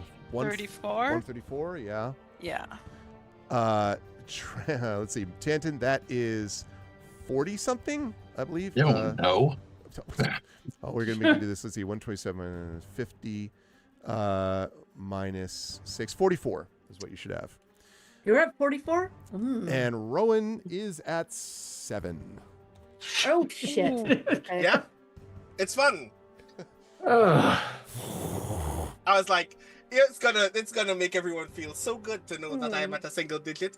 I mean, all's will go to right, Wild Magic all's Surge. right with the Let's- world now, so there is Wild that. Magic Surge. Let's see that. Please, just Caster's just kick off the skeleton is session. teleported out of their body, but no! That's your aura I of life didn't will need help the that. 0. I didn't need the 0. Didn't I need the just 0. needed the 1. Listen, the dice gods have been good to you the last 2 days with their last 2 sessions with the wild magic, so especially this last time. Okay, so that is going to be Gorafale's action, which is a pretty significant one. And so That's going to lead us to Nisiana is up next. Y'all want me to try and burn another one of her legendaries, or do you want me to heal you? I would prefer the healing, to be honest. Healing? Yeah. That's probably better. Yeah. Okay. And we need our mage. We also need our sorcerer to stay upright. Okay, So- Marimay, what are you at? I'm at 134 of 210. You're fine. Yeah, Valeria? I'm okay. 80 of 194. Okay, so I'm so below you can only half. you could only get 8 points, but that's okay. Okay, hold on. I need a calculator here. Okay. 8 44 72 minus 44. Okay, me, I would get 9 plus 9 plus 4. Okay. I am going to channel divinity. That will put Alarian back to 88. Okay. Mia Tanton to 72. Rowan to 51. And me to 77. Before you do this, channeling divinity is so. I need to make sure that not a spell effect though, right? Or No, not casting as that a is spell. a cleric That's thing. what I thought. Okay. Just checking. Ability. Okay, Let so me- Alarian's at 88. Yeah. Yeah. Alarian's at 88. Mia Tanton's at 72. Okay. Rowan is at 51, and I am at 77. Okay. Okay, and I still have 2 channel divinities left. Okay. Okay. And I guess I also stand up. Sounds good. And then up from there. I'm like, Thank you for the hype train, everybody. Yay. Okay. All right. Good stuff. That was good stuff, Nisiana. Oh, are you going to try your strength Go ahead and check? try your strength thing. oh yeah, I will do my strength check. Not that I mean I have a 1 for strength. That was the first roll. The second roll because I forgot to put it at disadvantage. So Ooh. oh god. Woo. Am I gonna believe in myself? I mean- no, I'm at the top of the round. I'm gonna believe in somebody else if they need it. Even somebody else. That's All a right. good idea. Yep. Okay. At the end of your turn, Nisiana, Gorfail is going to attack. Tail attack, legendary action, is going to do so on, I think, Alarian because of focusing attention on Alarian. So that tail attack I'm looking at is going to be Alarian. That's a 32 to hit. Uh-huh. Okay, and that's 20 points of bludgeoning damage. 68 and it takes 7. Okay. All right. Okay, that leads us to Alarian is up next. All right. And bonus action to pop my spikes again to keep them going. Okay. That's kind of a big deal. Disadvantage again, and I'll try to strike. Tempted to throw out. It's only at the beginning of the month, but if someone, like, if I could get a inspiration that Inspiration would to counteract negate it? that. It's up to you if you want to ask for it. I know Prince Justin has got one. I have not. Anybody got the channel points? There are the channel points are are reset. I haven't reset the inspirations yet. I wasn't able to do that. But Okay. Shadow Mage has one set up anyway. Okay. So Shadow Mage has inspired Alarian. Thank you, Shadow Mage. I'm Thank you. sitting on just enough channel points to do an inspiration. Just kind of letting my team know. Yeah. I mean, Is a 21 hit per chance? but now you don't have it at disadvantage, right? Because No. I'm saving that for the check at the end of the round. Oh, I see. I'm going to use that for a the check. 21 is not enough. No. I don't want to use. I don't want to burn it on just one attack. No, I hear you. Yeah, no, you're right. All right. Well, let's give this another shot. Ooh, 31. Well, okay. One's a natural 20. So how does that work? No, it's because you're still at disadvantage for the attack. I mean, it is. Yeah, what but it is. if he uses the But you No, can't I'm do still that not after gonna- the I'm fact. You'd I'm have still to not going to do it. decide I'm going beforehand. to use it now to hopefully make my For the plus check. 11 strength check Yeah. at normal. Right. He said the problem is I have nothing. I have no hero points. I have nothing that can change this. Sucks. Yeah. All right, so here goes. Come on. it was on 18. Off. It was an 18 for a minute. Yes, but I know. No, 18. That 18 plus your normal bonus would have done it. I'm That sorry. would have done 15 it. does Yes. not. Sorry. Thanks. Anyways. It was worth a shot to counteract it. Okay. So that is Larian's turn. Again, at the end of your turn, the Gorafel is again furiously going to attack you once again with a tail. I guess I'm doing damage, so I guess it's something. Yeah, well, and also, like, you get the impression very, very, very, very unhappy with all of existence at the moment. That is a 36 to hit. Mm-hmm. 20 more points of bludgeoning damage. Oh. Why I rolled strength? That's weird. 7 points for her. Okay. So, 48 now. Okay. Right. Okay. Let's see. So that was that. That was Larian's turn. And so that leads us to Merime, who is next to this deadly creature that is just lit her up, but also is half skeleton now. Nice. I'm going to start by putting my hand on Alarian's shoulder and say, Alarian, your strength has inspired me so often. Let me inspire your strength. And I'm going to give you a dice of inspiration, a d12, which you can use on your check. Okay. Nice. And then I am going to stab. I'm a stabby stab. Stabby stab. Stabby stab. Where would the stabby stab? There's the stabby stab. 26. Yes, we'll hit. 18 points of damage. I am going to flourish on that, as it is not a bonus action. It is just an action. Okay. I'm burning through my inspiration like it's going out of style, but I'm going to use a d12 Okay. instead of just a d6. Ooh, 11 extra points of damage. Oh, nice. And that's a defensive one, so it goes on my AC. So you have plus 11 to your AC? Outstanding. Plus Alarian's plus 6 still, I think, is still. So I'm at like Yep. 8 billion 36. AC. Okay, just checking. Right. And then I'm a stab again. Okay. I'm a stab. Because I like stabbing. 35. Yeah, it sure will. 18 points of damage. Okay. Watching two groups of people that, like, one monster and a group of people that all hit like trucks is quite something. When mountains collide. Okay. And I'm going to try to, like, I know that, like, Alarian is right in front, but I try to, like, make enough damage in an annoying way in, like, her eye and stuff like that, that I'm hoping she'll come after me instead of Alarian next. Okay. We shall see. Haha, your skeleton's half out of your body. Who's necromancing now? Oh. Who's necromancing now? Okay. Ew. All right. So you go ahead and make your strength save, or you're at disadvantage. Yes. Please. Strength save at disadvantage. Going, God, I'm glad I have a dexterity weapon right now. Yep. So am I. Right. 13. Nope. Sorry. Still okay. weakened. At the end of your turn, it takes its third legendary action, and it is again going to attempt to tail whip Alarian. Poor Alarian. That's fine. 33 to hit. Yeah, that'll hit. 24 points of bludgeoning damage. 6. 6. Ooh, that cuts me right in half. I'm down to 24 points.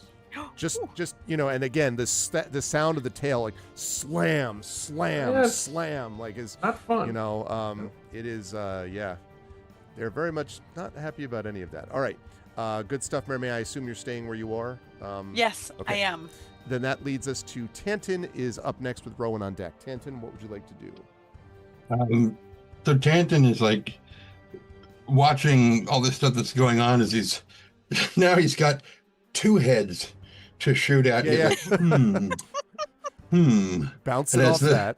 Right. Yeah, exactly. He's like, oh, Alarian, hit them both. And he casts Enlarge on Alarian. Ooh, okay. Let's see. Can I? Shoot, I'm never going to get close enough to be able to get just... Okay, wait. Can I move? Just 1 second. I have to move everyone off so I can get I have to move the dragon's skeleton. There we go. There we go. That's what I was looking Wait, does at. that put him within 5 feet of me? Does that mean what? I'm sorry? Does that put Alarian within 5 feet of me?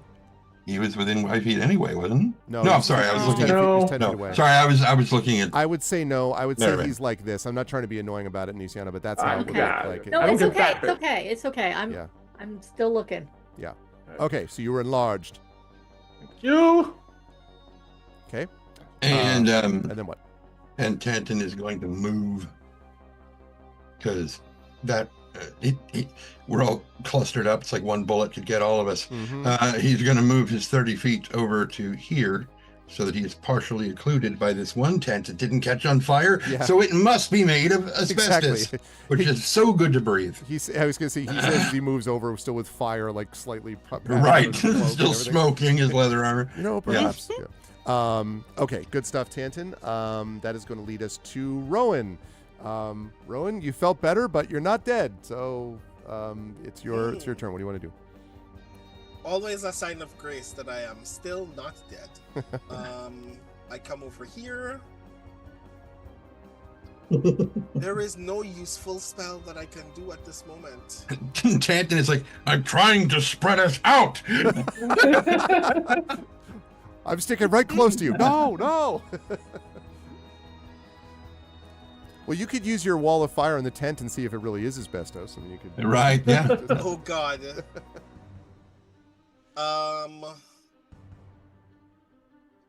Nope. Right, so I'm saving that thing for that thing. So I guess I'm just gonna shoot it. Okay. Woo. It's now down to 5 degrees outside. How far Brisk. away is this from Yeah, me? brisk. 5, 10, 15, 20, 25. Oh, it is well within your range. Yeah. So that's one shot with the FT. Reach around and then fire away. Don't phrase it like that. Eberron's fighting tongue. Let's see. That. It's the 18, yeah. Have we seen you use this yet? By the way, Rowan? This is the second time that I'm firing. Okay, you yeah. did fire. Okay, I did. That's right. So that is not going to hit, I'm afraid. Mm-hmm. Sadly.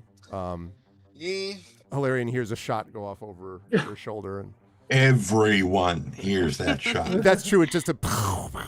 It's like the sound of in Mass Effect. Those watching in chat have ever had the joy of firing the Black Widow in Mass Effect, like the sound of the echo is very satisfying. Okay, so sadly it's not hit though, Rowan. I'm sorry to say. Okay. It's got a gun. Oh, I didn't hear your strength save. Go ahead. Yeah.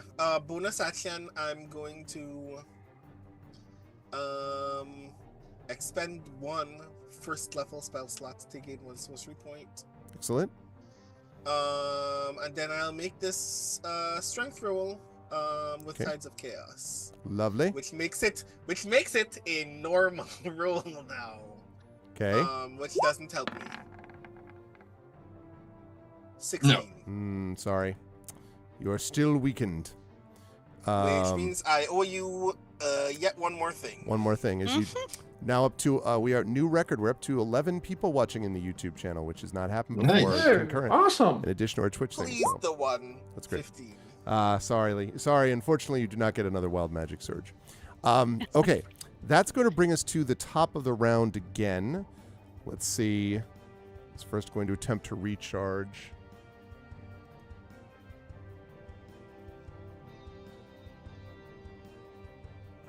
I can't find it.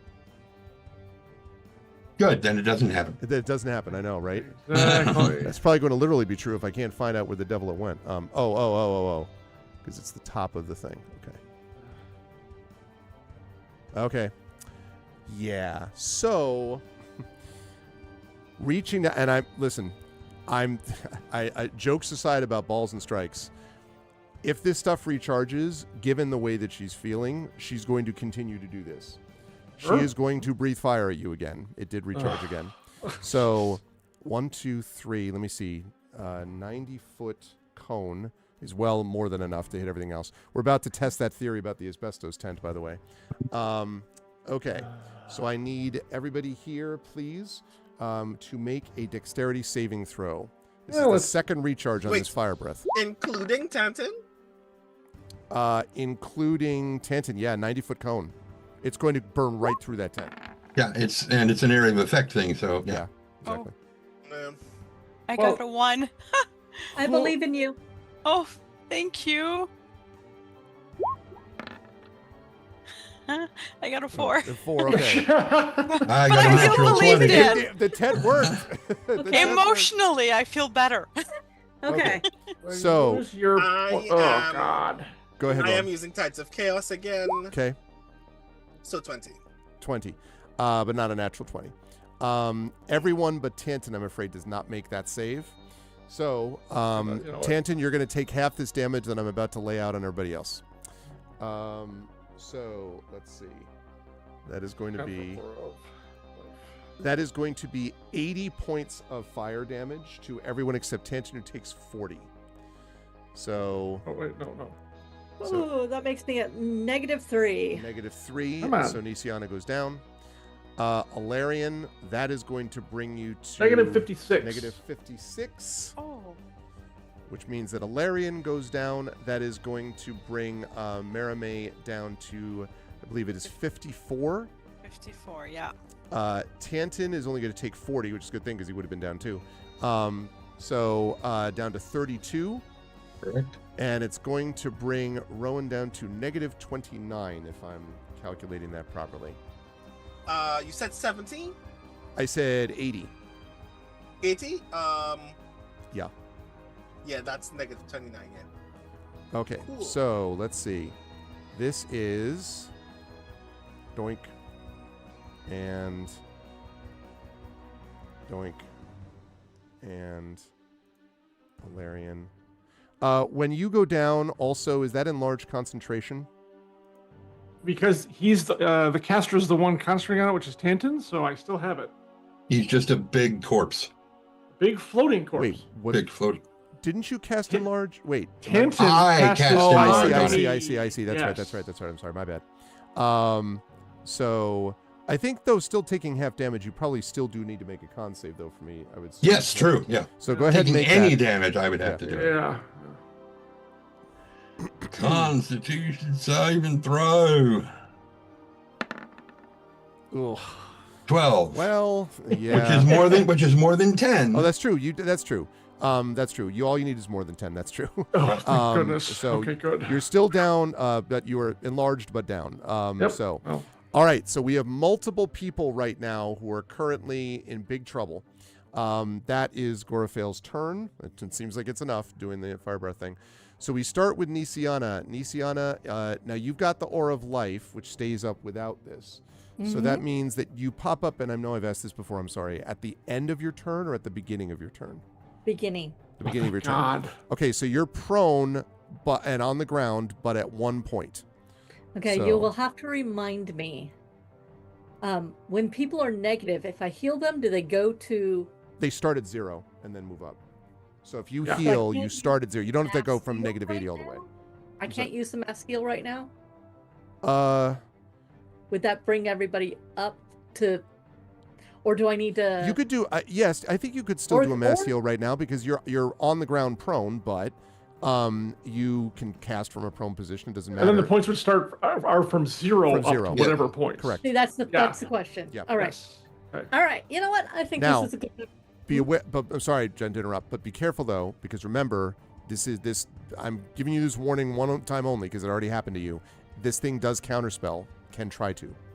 Just be aware Except of she can't stop channel divinity, and that's what I'm going to start with. that. Okay, that's true. Yay. So 90 points.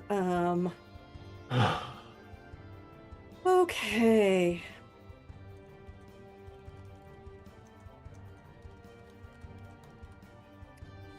Oh boy.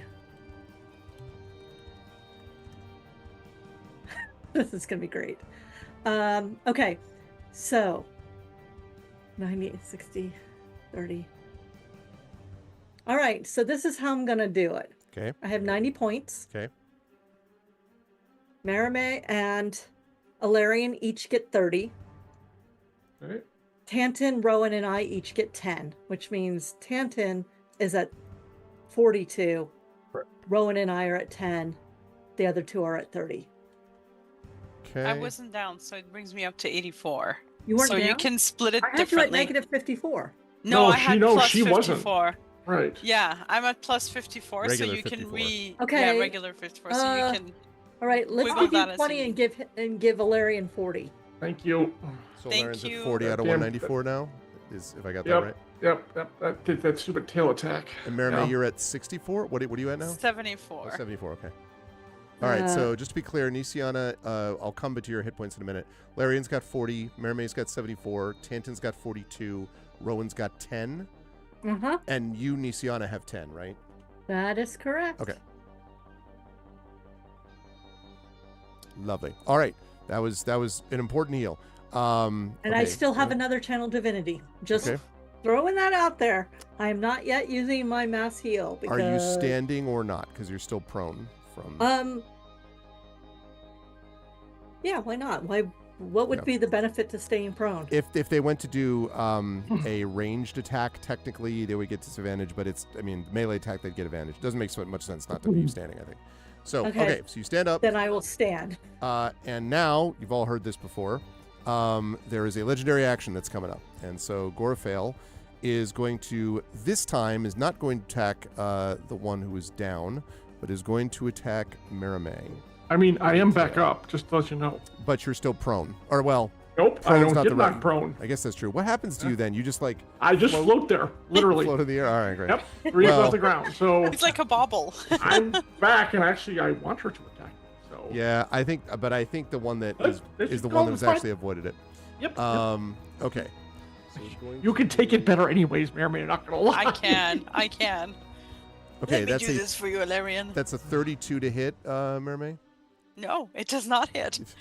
Is that right? Because you're... Yeah, I am at 36 Miss. right now. Yes. Nice try. God damn it. All right. Okay. That was awesome. All right. So, good stuff. That was at the end of Nisiana's turn. Nisiana, you want to make that strength save for me, please? Oh, yeah, I do. You're still weakened, having come out of the unconscious form. I'm aware, and my strength is not great. I want you to make it too. Yeah, not so much. Yeah, hope our wants don't hurt us.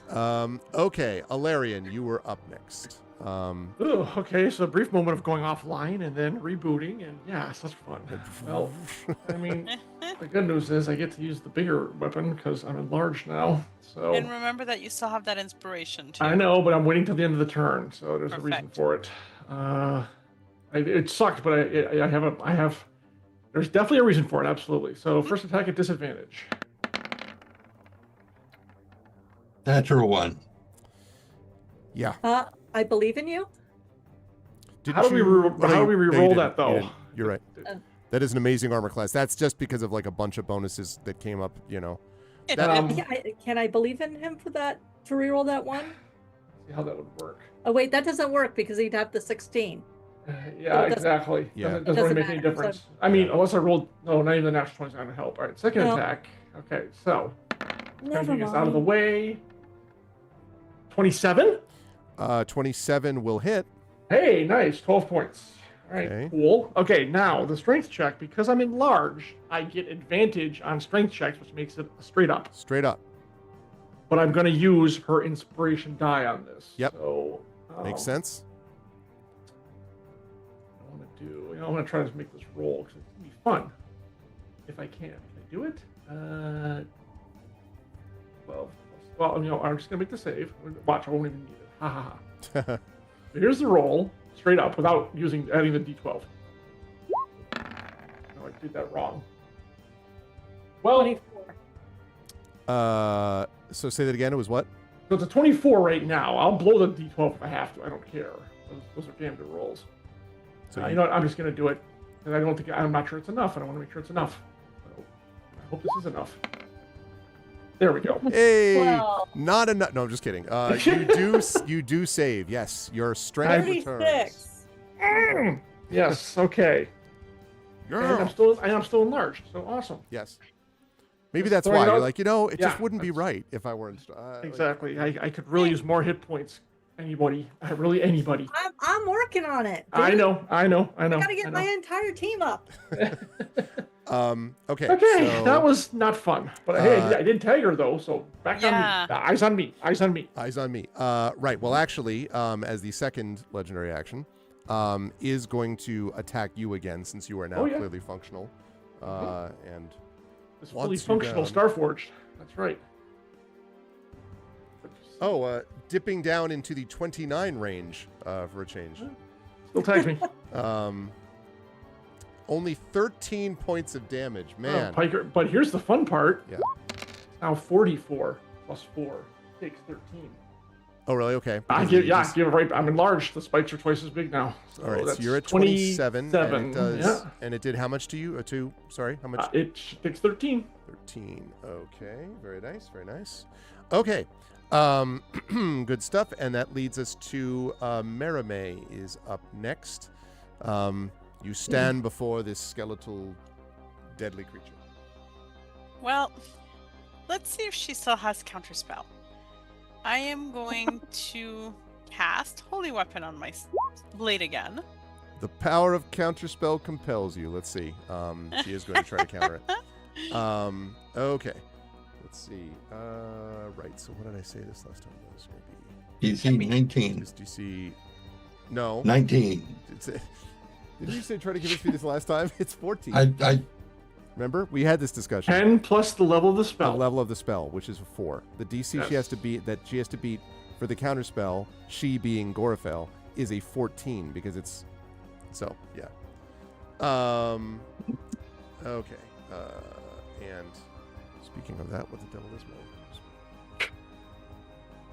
Okay, right, yeah. That's right. All right, hit let's this see. damn thing once. That's all I really wanted. A 22. Sorry, Yes. Mermaid. That's going No, down. that's okay. I am helping her burn through her stuff. So That's true.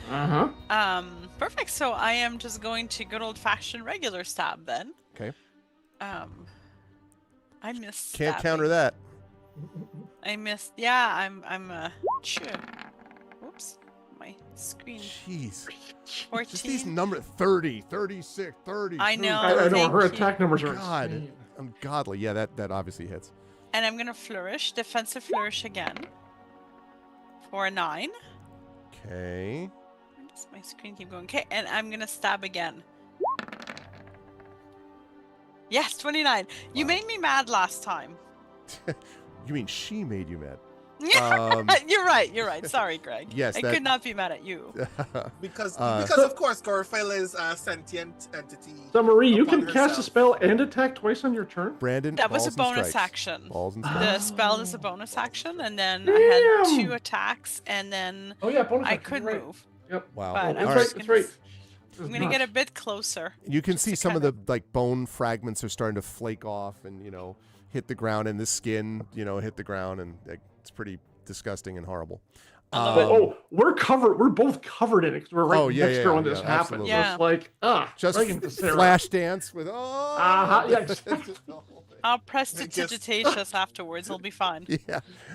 Just this pouring of blood. As Yeah, you see just- a dragon literally get juiced before you. Someone in my non-existent mouth. It reminds me a bit also of a bit like one of the things that they talk about in pop culture with Anakin and Darth Vader is that Vader shouldn't actually work. It's only because of his level of will and his hatred and the Force that he holds his body together, even with all the work the Emperor did. Like, it's not just a matter of, like they put a machine on him and now he has the breathing thing. No, it's like no one should have survived what he survived. It's his will that holds him together. So it's like, it reminds me a little bit of this dragon held together by the sheer force of hate and will and, of course, magic. Anyway. All right. So good stuff out of Merime. You attacked twice, I believe. You flourished. I did. I am done. So you're done. So we're going to bring us to Tantum with Rowan on deck. Tantum, would you like to? Oh, wait. Oh, sorry. I'll do 1, my 2, strength 3. check. Make your strength check, and then he's going to make one more of his last legendary action for this round. Excellent. Herb, sorry. Her. No, that is a definite no. I'm good. Okay. I'm good. I use dexterity weapons. Okay. The last one for her of this round is going to be to tail attack Alarian again. More damage to my spikes. Oh, 24. Oh, she missed Missed! by 1 point. Yep. finally misses. Clangs off the shield. How about that? Rolled a 3. All right. Good stuff. Okay, so now we move on to Tanton, and then Rowan on deck.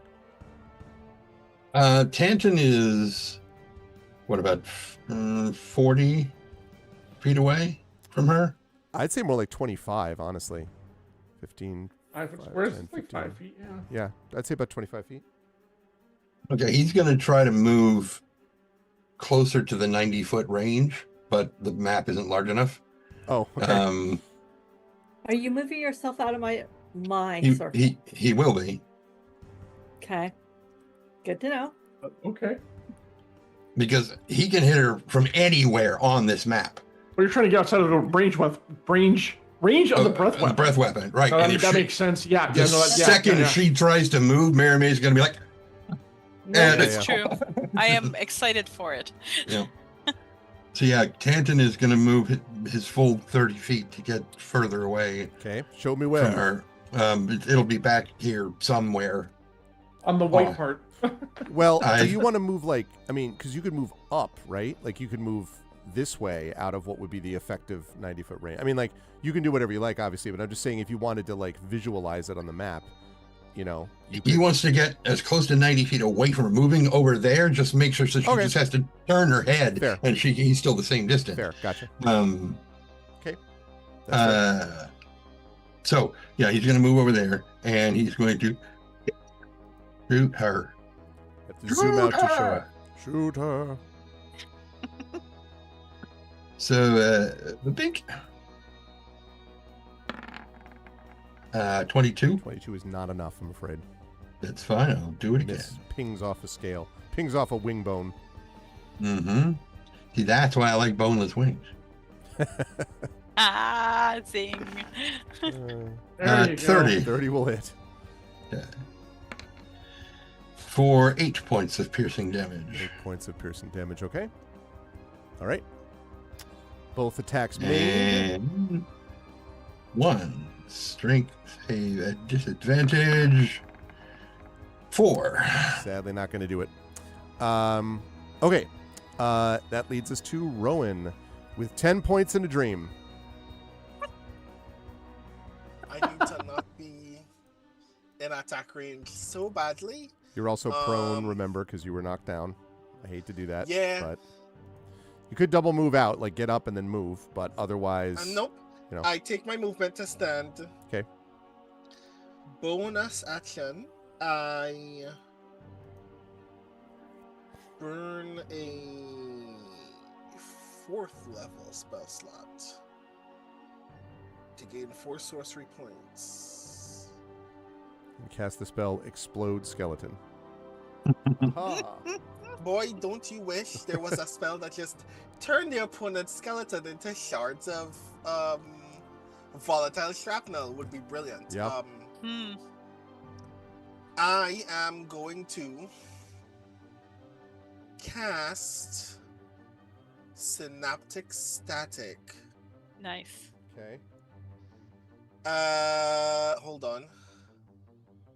Can I do that thing? Right, I'm going to spend 3 sorcery points to cast 5th level synaptic static as a heightened spell. Okay. So it's already used reaction, cannot counter this one again, so. Right, so needs to make an intelligence saving throw at disadvantage. What am I looking for? 18. Interestingly, if you had not done the disadvantage, would have made it, but the lower score is a 17, so it does not make it. Nice. Grand. Cool. Actually, sorry. Legendarily decides not to be affected by that. Sorry. Legendary saving throws. Well, you burned another one, though. Yeah, true. Is that 2 or 3? That's 2. Oh. It's 2. Sorry, Rowan. So does this mean it is not affected by the spell at all, or that it succeeds? It means it's saved. Whatever the effect of the spell is, Like, you may still damage it, I think, but it won't get the whatever the saving would be. So, So it's taking half of 8d6 psychic damage. yeah, still being hurt, yeah. Cannot pull punches with an ancient gold dragon.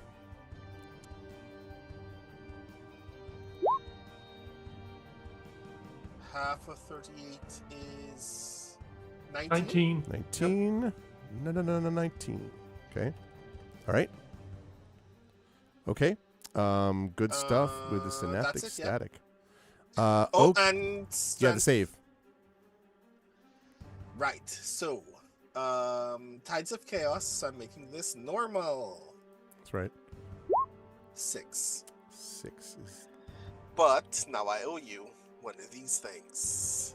okay. Just one. Just one. I don't need another one. Just one. Once you get the roll, you move the skeleton back into their body, which still would not help very much. I mean, it would Thanks, do a I lot of appreciate damage it. going back in. It It would do a lot of hurt damage going back in. It I has think to exactly. scrape its way back against the flesh. Right? More Right? Nightmare Before Christmas all the time. Okay. So, we get back to the top of the round, and Gorafale. Let's see.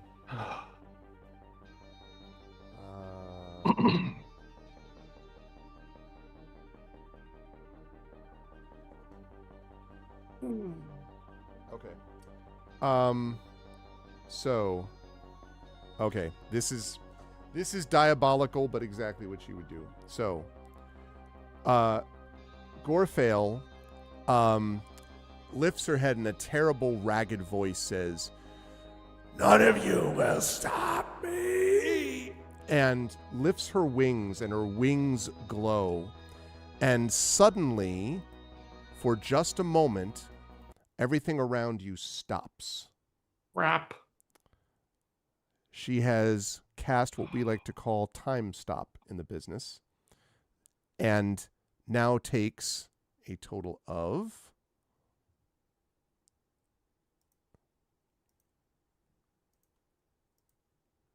2 extra turns. Yes. Do I still have a reaction? Yeah, but I don't think you're going to be able to counteract a 9th level spell. Yeah, I can. I guess you have a cast shot counter at spell it. at 9th level. Say again. What?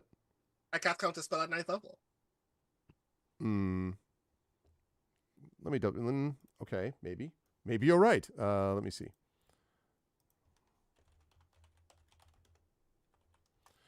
So right. So if you cast counterspell, interrupted spell has no effect if its level is less than or equal to the level. Oh, so you're going to cast. I see. So you're casting counterspell at 9th level. Yeah. Awesome. I guess I've had counter spell all game, and this is the first time I've used it. So you're because you have a 9th level because you had a slot left though. Yeah. Yes, it's saving it. Wow. All right. Well, that's a good time to do it. Wow. Okay. Good God. Yeah. The DC is 19. Yep. So let's see. So the DC is 19. Right. So to counteract it, you have to make a so you have to make a 10 plus 9. So you're going to need to roll a 19 to counter this spell, Rowan.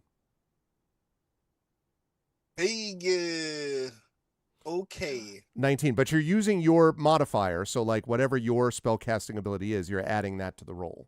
Right. So Right. So this is charisma. And Shadow Mage wants to know if he can inspire this. Yeah, I mean, yeah. Yes, Yes, please. Sure. Yes, Oh thank you, my Shadow God, please. Mage. Go ahead and inspire it for sure, Shadow. I love this, by the way. So this is a charisma saving throw? Okay. So that means that wants to inspire. So Shadow Mage bringing out the inspirations like nobody's business. So what that means now is that you are so at advantage, you are rolling D20 twice, adding your, I guess it's charisma for you, modifier, like whatever your spell casting modifier is. You're doing that twice. You're aiming for a 19, but you're doing it at advantage. Okay. Advantage. Can I just press the button and it will do the thing? I would be willing to imagine that you won't let me Did you? Okay. flash of genius. This. It's a Well, reaction. So I Not don't on a think react, so. not on a Right, right. Yeah, right. no. So this is already 7. What am I doing with this inspiration again? Well, Oh, so that was the inspiration, right? yeah, Cool. it would have been 7, and yeah, you needed a 19, so you do not. I need. Can I do? Nope. It's already. I don't know, my can you spell Tides attack of Chaos bonus something? is I don't know. 11. What is yours? Tides of Chaos is already an advantage. Can you advantage an No, advantage? I no, don't you No, think you can't. so. You can't. can't stack them. You can in Dragonbane, by the way, but you can't here. Okay, so So there's no way I can remake that roll. Grr, I tried. sorry. No, it was Yeah. it You was did. it That was was a worth cool trying. idea. Dice kind of But the you. reason that this is happening, that Gorfail is doing this, is essentially for one major reason, because the read of Time Stop is that the spell ends either after the number of turns used or when one of your actions literally impacts another. Like if you attack a person, then the Time Stop ends. But you can obviously impact yourself with impunity. And so what Gorfail's trying to do is to recharge her fire breath. And so she's doing this. She missed the normal turn. She's going to see if she can do that twice more, and does not do so on either time. Wow. So at the end of that recharge, the end of the turn, she's still going to get an attack. It's not all good news, but compared to what could have happened if she got another fire breath off, that would have Not been great. That Not would have great. been a lot worse. Okay. Yeah. So now she is going to she cast Time Stop. That was the first turn. She did it. So at the end of this turn, she's now going to make her multi-attack. All right. So now she's going to do her multi-attack, and now I think we can turn the music back on. Since the Time Stop is coming to a close. So she is going to attack, I think, Alarian again. Marime, you don't still have your Ridiculo AC, do you? Or do you? I currently have +9, so I'm at 34. So semi-ridiculo AC. But it comes to an end after you're coming up, like at your But turn? I did another flourish on my turn, so I had a +9 to my D12. So every time I do a defensive flourish, so you're still I at add it. 34. Okay, yeah. So then you're going to go after Yes. Alarian. Much lower hanging fruit in fine. this situation. She missed last time. Even though he's floating. Yeah. Yeah, he's the big giant Floating like, and fruit. he- Well, yeah, I and am. he- I'm the big one. True. First and with they're a the low fruit. Huh. first with a bite, but that's going to miss. I think a 21. It does miss. And Hurt. then is going Hurt. to claw twice.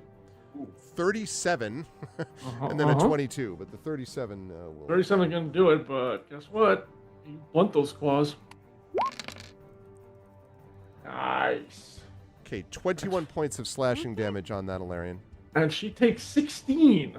Okay, I am down to 6, points. right? Yep. She takes what, 16 you said? 16. It was a good roll. It's a very good roll.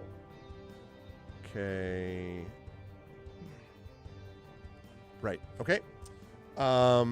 Good stuff. All right, so that was Time Stop, followed by the failed recharges, followed by the multiple attacks, which ends the Time Stop. Was the end of the last turn anyway, which means now it is Nisiana's turn. Oh, excellent. Hold on. Let's see. So 6, so 170. 210 plus. Actually, I'm going to channel divinity. Okay. I am going to give. It's your last one, right? Your last channel This divinity? is my last one. Okay. It's the final channel divinity. I can see why they didn't really go with that for the song lyric. That's the video of them sitting around a table. And you're with Venus, going with Mars. I'm going to give 10 to Merme and 80 to Alarian. You Thank you. 82. feel much better. I feel happy. That is my last channel I divinity. feel happy. I think I'll take a roll. All right.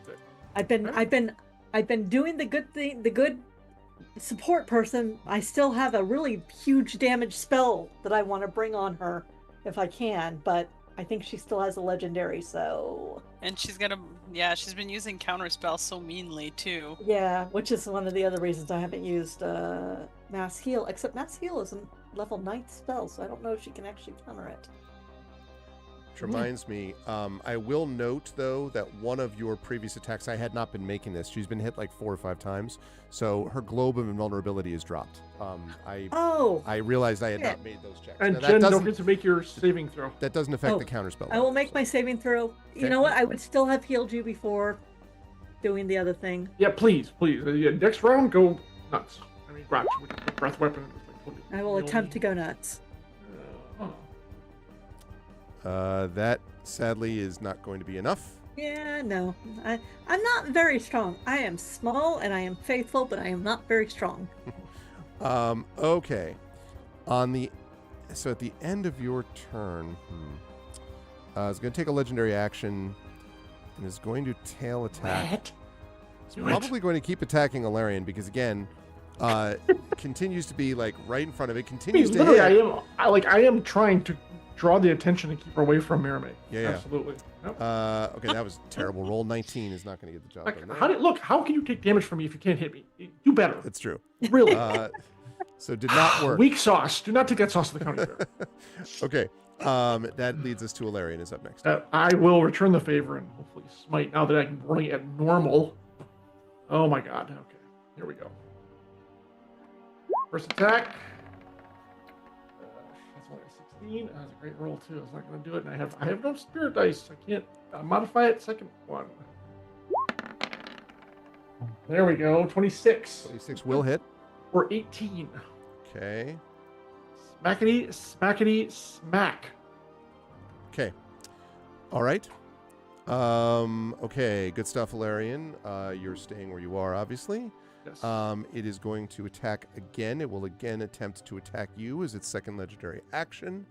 It is going to get a 28. I'm leaning into it. There you go. Okay. There you go. 28, and it's going to do 20 points of bludgeoning damage to you. And it will take 12. Okay. 20 Down to 66. Your kicks. I'm Alarian, right here. 66. Okay. There we go. Got it. All right. Okay, that leads us to Merame. Gorafel looks just very messed up. Never again. Heavily. You got this. It's kind of looked messed up since halfway through, to be honest with you. But, Okay, so like how messed up, like?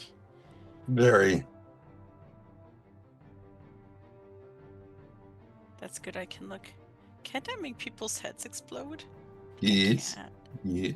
Where's my... If you can, you should. Right? Yeah. Like generally in life, if you... She's got 2 heads that you got to worry about. She's got one that's a skeleton. Do you still have synaptic static or anything like that? Which one is it? I mean, you can't do psychic damage to bones, but if you have a within psychic lance, this would be a nice time to use it on the fleshy part of That's true. Gorafale. Or synaptic static, which was what I was planning to do next time anyway. Oh, good. I still have harm that I'm holding on to. Oh. I've got harm and I've got mass heal. So wait a minute. Is harm an all or nothing spell? I forget. No, it's a half. Well then, should I use my lay level... it? Do it. Could you use what? So should I use my level 9 spell? I've got Psychic Scream, which can explode her head. And it would be hard to counterspell. Yes, because if she does use her legendary resistance on you, I can then do my thing. Perfect. Yeah. That work? Unless I just although I've been enjoying stabbing people. I mean, or you could stab her, it's fine. It's fine. Rowan can do the other thing. I just want to say as an aside how poetic it is that Nisiana is holding on to harm. She is. She has been holding on to it this entire time. It's dramatic for all of us. Only because the rest of us are here, Nisiana is performing Eberron's will and ensuring that we don't die. But if she didn't have to worry about us, she'd be blowing shit up. If she wasn't the cleric she is, she would be doing... You don't want to see Dark Nisiana. She is following the path of light right now. Okay, sorry about that. It's all right. So we're back. No worries. That was Mermaid was on this. Yes, so she is messed up. Yes, and I would say pretty messed up. Blow up its head. Blow up the head. Do it. I mean, we've already got like part of the skeleton out, so I feel like it's poetic. Like it's a good Finish her. Yeah, and I still keep I've been keeping a resurrection here, so I still have a spell slot to use it if necessary. I am going to lean into the dragon's face towards her ear. Should I be able to reach it if it's messed up? And just whisper, "It's time for you to die now." And inside her head, that word "die" is going to amplify into a psychic scream at level 9. Psychic scream at level 9. So Well, she I think we gotta. Let me see. We have not used counter spells so far this time. She's going to try it this round, so she's going to try to counter it. Level 9. All right. Well, 19. Yep. Whatever her bonuses are. Please fail. Yep. Nope. 15 is not going to get the job done. Yes. Not So counter. you have to make a intelligence saving throw. Let's see. I'm just gonna prepare to roll the damage. She doesn't make it, but she legendarily decides to make it. So, Okay, that's so gonna you be her take third and half final. damage. Half damage. Yep. And that just burned out the other Yep. legendary save. So that's 14 d6. Take half as much, and you're not gonna be stunned. Nope. So, oh, gee, that's a bad roll. That's Oh. a really bad roll. Look at that. 39 divided by half. Yeah, not So- great. So, Yeah. 19 basically. Yeah. Yep. Yeah, Unfortunately, she laughs. She does. that's okay. But it sounds It's awful. Okay, hang on. That was my Vocal cords are half over there. Yeah. Like, can you really laugh? It's everything is chorus pedal Just now, right? It's like gurgling. Okay. I still feel good about it, even though I Oh, wanted that's her good. head. Oh yeah, no, I mean, listen, I wanted her head to explode. I'll be Yeah. pretty honest about that. yeah. And I will say, okay, before I try my strength check, what's the turn order doing? Oh, perfect. In the psychic link, I talked to Tantan. Tantan, I know you've been wanting to do this for a while. She's all yours, and I give you a D12 of inspiration. Very nice. Okay, and she will take Finish it. She will take her final legendary action at the end of your turn, of the round to. I think she is going to attack you this time, actually. I've been in pain. I've been Yeah. kind of insulted. I'm just gonna do my strength check, assuming I'm gonna fail, just so you know. Go ahead and do that, and then 35 is her on you. Oh, did I make my save? 18. Oh, Yeah, because it's but she disadvantage, rolled a right? natural 20. Oh, damn it. Okay, Okay. so yeah, 17. Sorry, what did I say? 35 is what she got. That hits. Yeah, I don't which have my does hit. stupid. Okay. Only 14 points of damage Ah! to you. I laughed right back at her. With more Okay. gusto because I don't have my skeleton out of my body. I have a full skeleton in my body. What do you got? All right, Tantan, you were up next. Rowan's on deck. So the 18 on her save was not enough. The 18 under save is not enough. No, For Okay, the strength save? Wow. Yeah. not Just close. check. Not actually that close. Okay, just check. All right, so Tantan's like, it's a very good idea. And he is going to shoot at this individual. Try to be nice about it. 22. I'm going to use the inspiration because I don't think that's going to hit. Inspirational. Inspire you. A D12. I said a D12. A D12, yeah. A D12. So 29. Yes, that will hit. Okay. And that'll be pink. It's almost an 8. 11 points of piercing. 11 points of piercing. Okay. And I will shoot her again. Shoot her. Shoot her. Good work. 28. Yes. Yes. Also 11 points of piercing damage. Okay, looking exceedingly hurt now. You do have an option, you know. You could simply lay down and let us finish you. She looks at you. Like, basically. I'll take that as a yes, and I'm going to make my strength save here. At disadvantage. Come on, Rowan, do something really painful. Yeah, no kidding. Yeah, 6. Still weak, I'm afraid. You're staying where you are, though, out Hey. As far out. Everybody else is like, hey, we got dexterity weapons. I'm like, I use my intelligence. I'm smart. I'm smart. Okay, that leads us to Rowan. Rowan, this one looks And very yeah, I messed was up. moving even further. Okay, to gotcha. Get outside of that Yep. 90-foot cone. Yep. Alrighty. Right. Burning a second level spell slot for 2 sorcery points.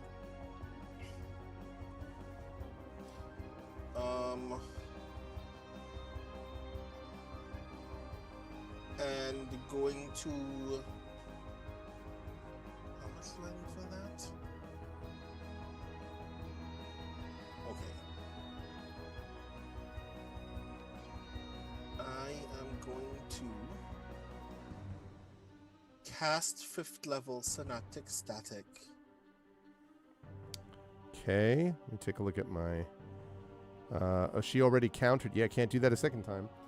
So, Synaptic Static time. Aha. So I'm casting it as a heightened spell. Okay.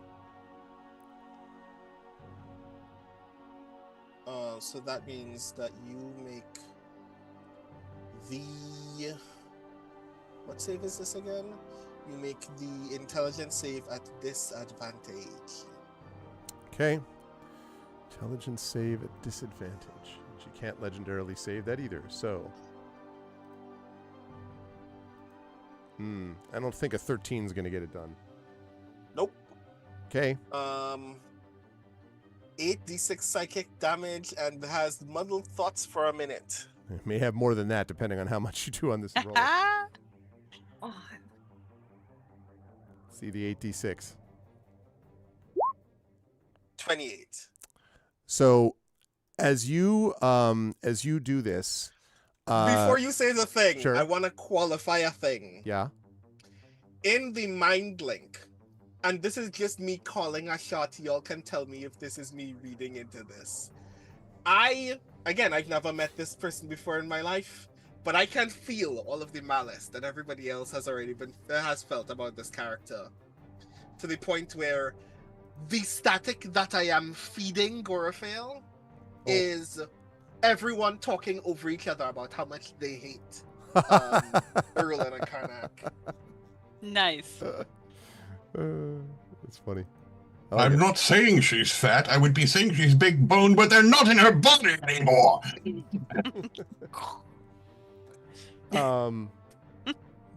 That is good stuff. Okay. So, all right. You do that, and as there is this terrifying amount of, screaming and static going through, you can see her body start to shiver. And she says, sort of, you could barely make it out, "The claw will never be defeated." And as her body rises high, and I would say, Maramé, that probably you actually positionally have the best view of this. You get one moment of Hilar sort of looking at you, his just one eye open, his body broken, his face bloody. And Hilar sort of nods at you, almost with maybe a half smile, a second before her body and the bones rain down with all of her weight upon his. She falls in ruin. The tents are, there were not much left anyway. They were obliterated. Flinders, shattered to flinders, and metal shards and bone shards go everywhere. And in fact, I think I need from Maramé and Alarian dex saving throws, please, to avoid being hit by the shrapnel of this exploding skeletal body. I'm not trying to even try to avoid it. I might be too taken up by the sight of Alar, but Could be. I Could rolled be, an but- 18, so let the right dice decide. Yeah, I don't think either of you make it. So we're gonna say that that's going to be not that much. Okay. That's just going to be 10 points of damage for each of you, of piercing damage, as you were hit by this. And as she falls to the ground, dead, you all sort of look down and over, and you can see. Whereas before, when you defeated the Colossus, there was this sort of cheering from the army. Here, there's just this sort of sense of, you can see the armies kind of gradually, some of them starting to move towards your position. It looks to you as if the forces that the Lord of Blades sent forward for this have been driven back.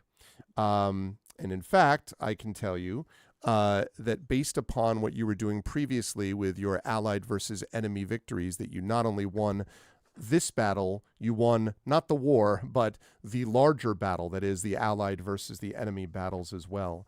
And yet despite this, the stench of blood and death and destruction is everywhere, because you were looking down at the devastated results of Goraphael's and Arulin Karnak's and the Emerald Claw's treachery. You probably have brought an end to the Emerald Claw, but it was at a great cost. Most of the generals are dead. There are one or two that look like they're serviceable in Nisiana. I imagine you'll want to heal them, but I'll ask you about that in a minute. But regardless, and the dragon in the Emerald Claw is defeated, but the Lord of Blades is not defeated as of yet.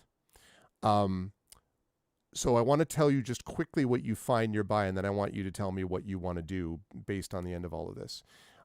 Because near this area, basically you were brought by the surviving armies and so forth. Some of the scouts are sort of fanned out to like track down survivors and, you know, all that kind of thing. And they find nearby something in one of basically buried, just sort of half buried in a hill, which clearly only survived this because it's magical in some way. And it is a decorated wooden box. It is carved with these sort of strange, basically looks like a map of Eberron is on the top of the box. And inside the box is a set of something pretty extraordinary. So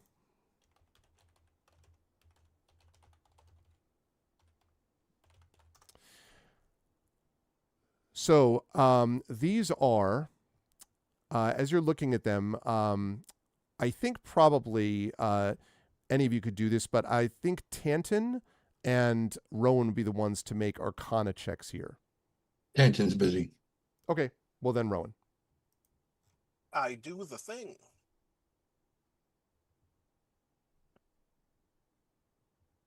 I'm gonna Ties of Chaos just because. Okay. What's the worst that can happen to me now? 15. Okay. So you find here a extraordinary magical item.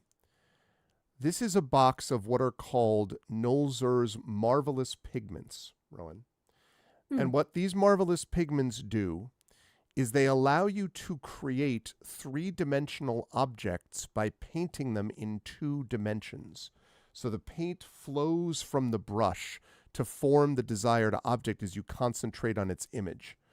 There are, inside this box, there are 2 of these pots, and each one of these pots of paint is sufficient to cover 1,000 square feet of a surface. That lets you create inanimate objects or terrain features like a door or a pit or flowers or trees or cells or rooms, not human cells, I mean like jail cells, or rooms or weapons that are up to 10,000 cubic feet. And it takes 10 minutes to cover 100 square feet. When you complete the painting, the object or terrain feature depicted becomes a real non-magical object. So if you paint a door on a wall, it creates an actual door that can be opened to whatever is on the other side of that wall. If you paint a pit on the floor, it creates a real pit, and its depth counts against the total area of the objects you create. The only thing is that nothing created by the pigments can have a value that's greater than 25 gold. So you can't create the lightning realm of Lord of Blades destruction. Like you can't make any of those things. But you can do these things. These are extraordinarily rare objects. In fact, they are called wondrous items. They do not require attunement. And there are 2 of these pots that cover, as I say, 1,000 square feet each. Wow. And anybody theoretically could use this, but one of you should take it.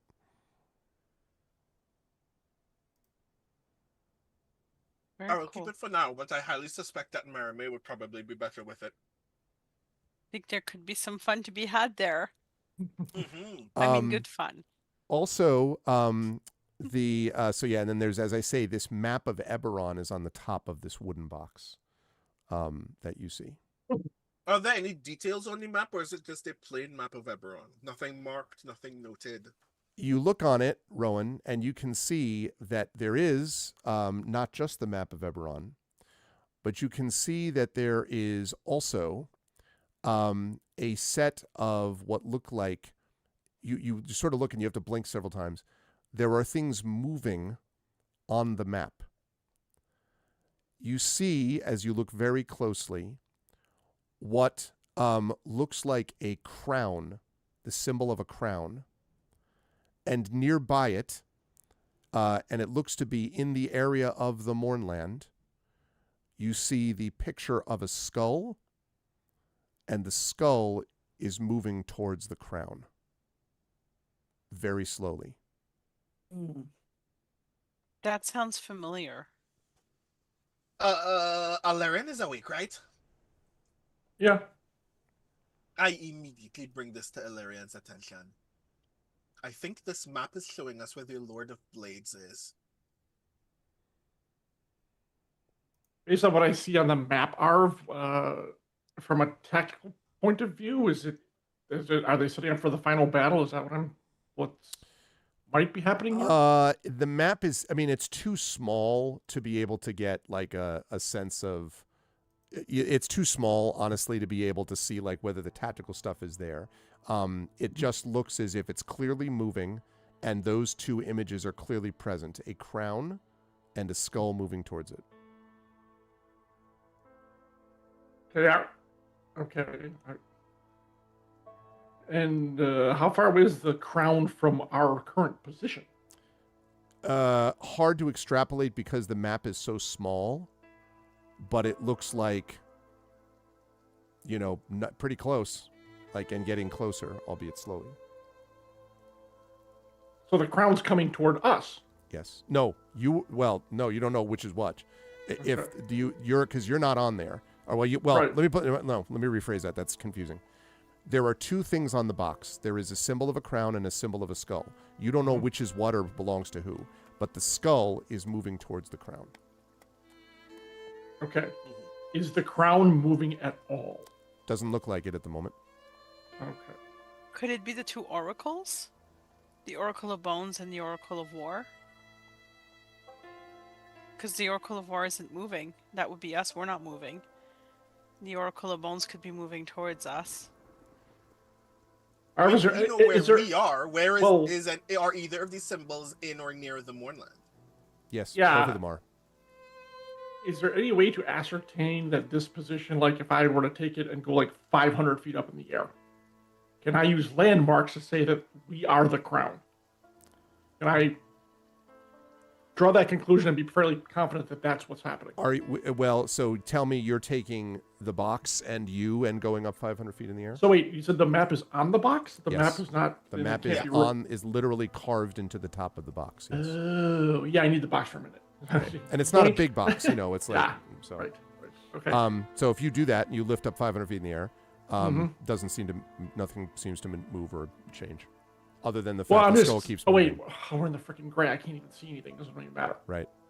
I'll come to you in a second. Or Tunisia. All right.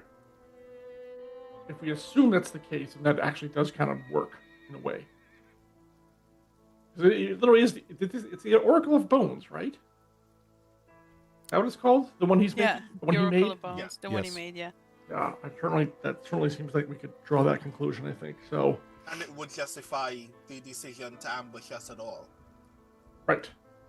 Okay, so How quickly is the little bone closing in on the little crown? then slowly. Very slowly, but the kind of the resolution is so small, right, that it's like hard to tell. Right. in a Like way. slow but inexorable. So they will be here unless we do something. Either we need to get ready for them or we need to fall back or move.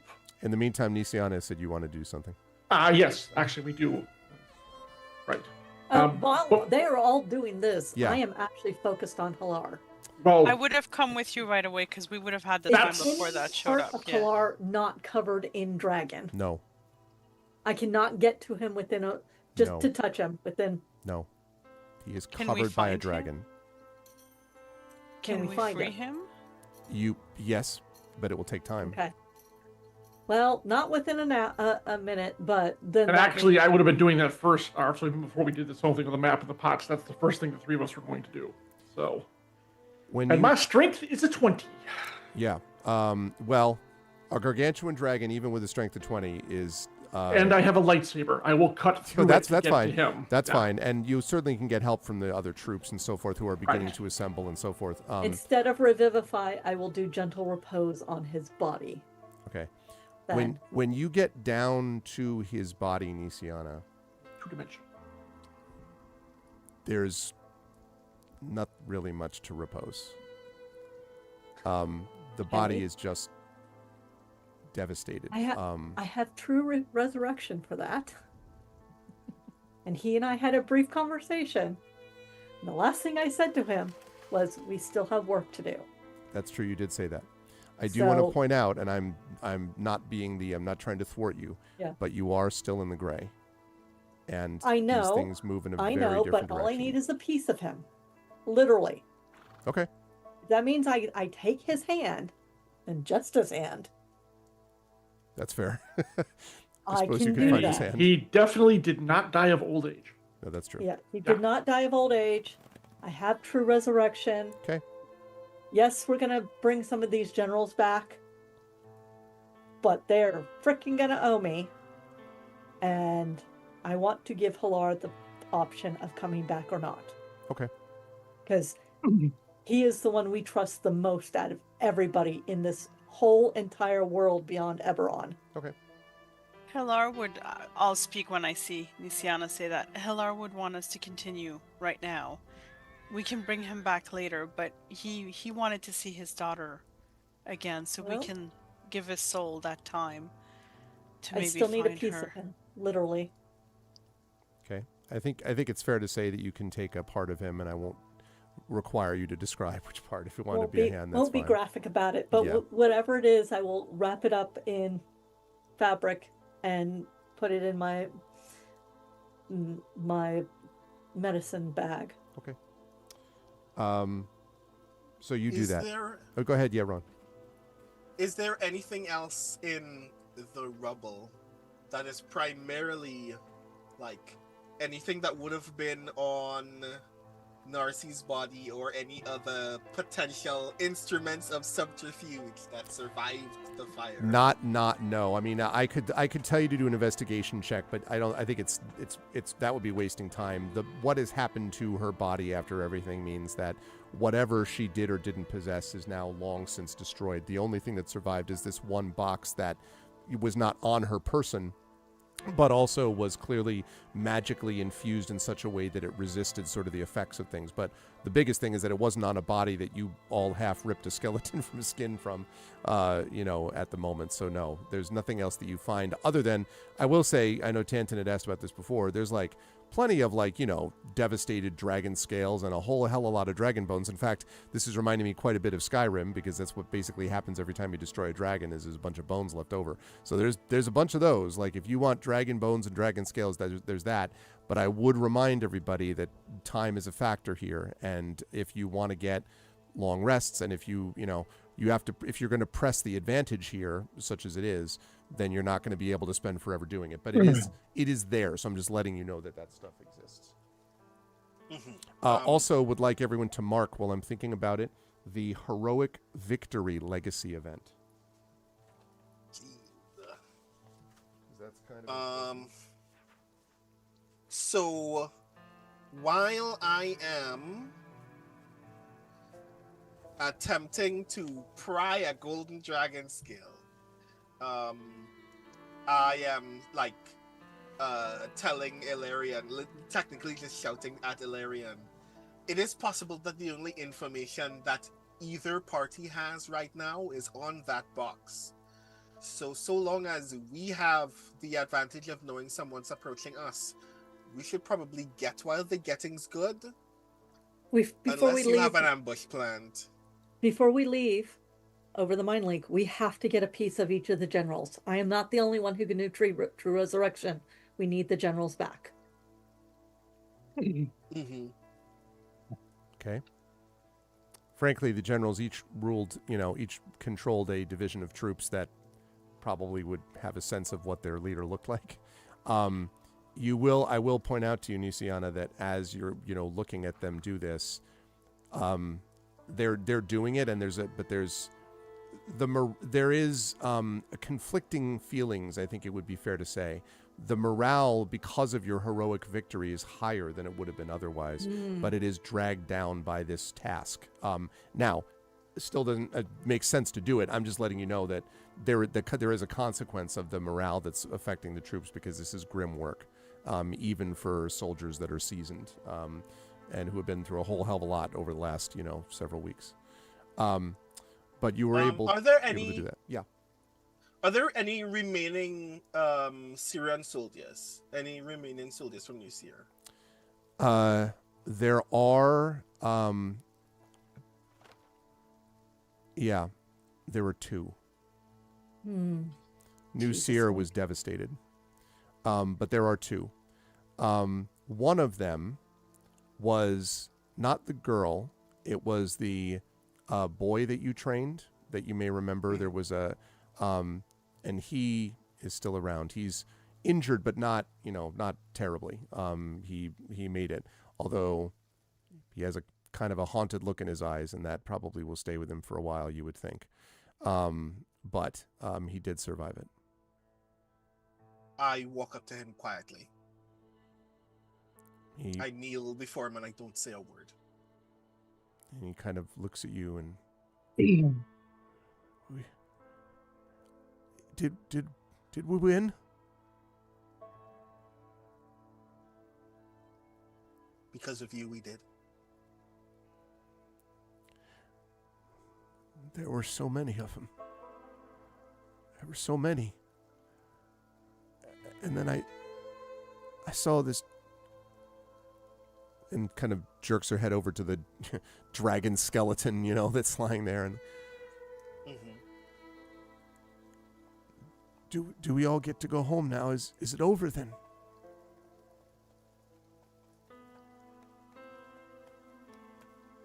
I'm sorry to say it's not over. But your work,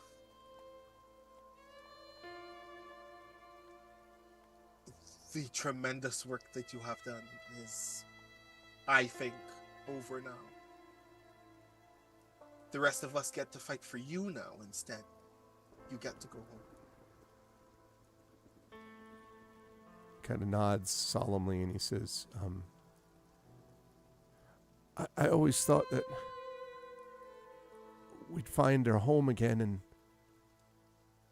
take me and my people back. I didn't think that there might not be many of my people left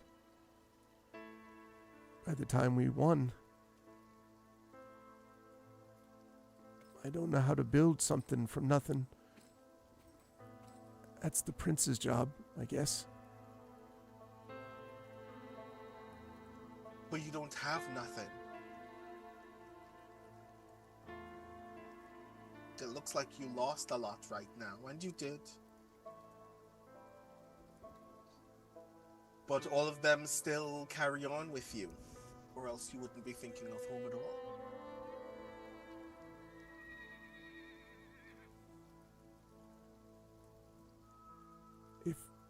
If all of you go on, it means you're not coming back to us? This'll be all just no one left.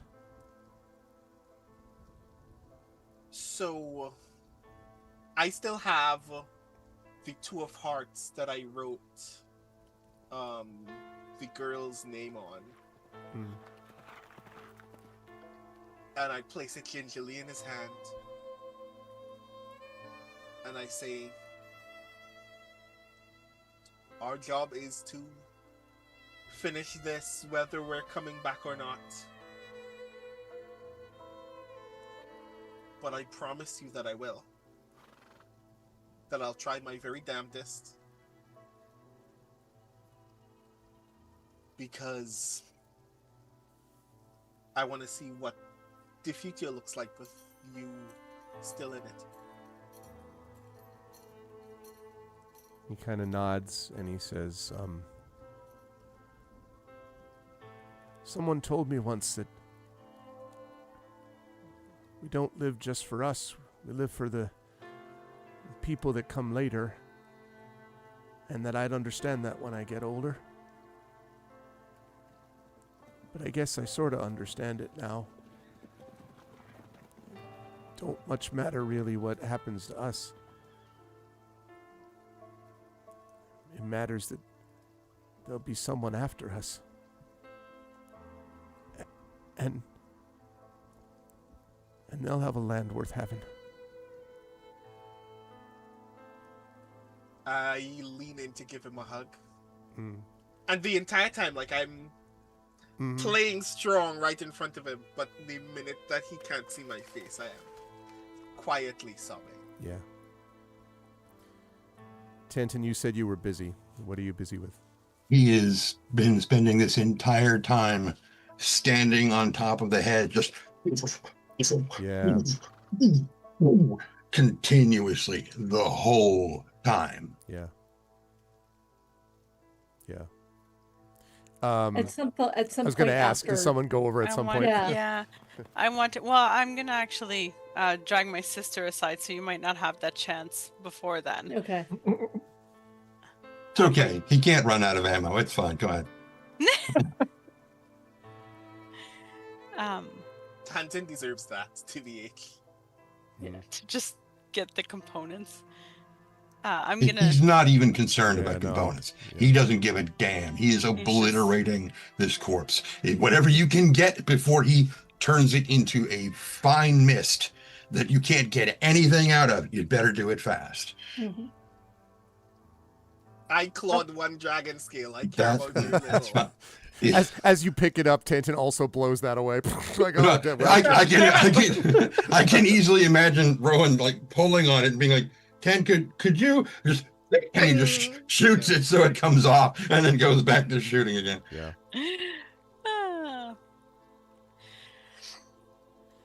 So I guess I'm going to, once, Nisiana has done the grim duty of collecting a piece of Halar and then instructed the troops to collect pieces of the general, and I see kind of doing triage. I'm doing what I think I can do at this point. I will gently guide you somewhere where we can have a little bit of privacy, and then I'll kneel before you. I'm so sorry, Nisiana. When we joined the King's Citadel, I didn't know that war was just around the corner, and that you would have to be here in the middle of not just somewhere where you treat the wounded, but where you see them become the wounded. I'm so sorry about that. I wish we lived in different times. I wish we could have had adventures that were a little bit more fun and less this. Well, we'll still have those times. Not right now. Right now we have work to do. We do. And Not everyone is able to do triage. Not everyone is able to do the grimmest of work. Nisiana, you've been triaging the dead since this happened and not even looked once at those who lived. The generals who helped this war probably on some level starred as well. The ones who were better paid than the mere soldier on the battlefield. I'm not saying anything because I'm not in your head or your heart right now, and I respect you and love you.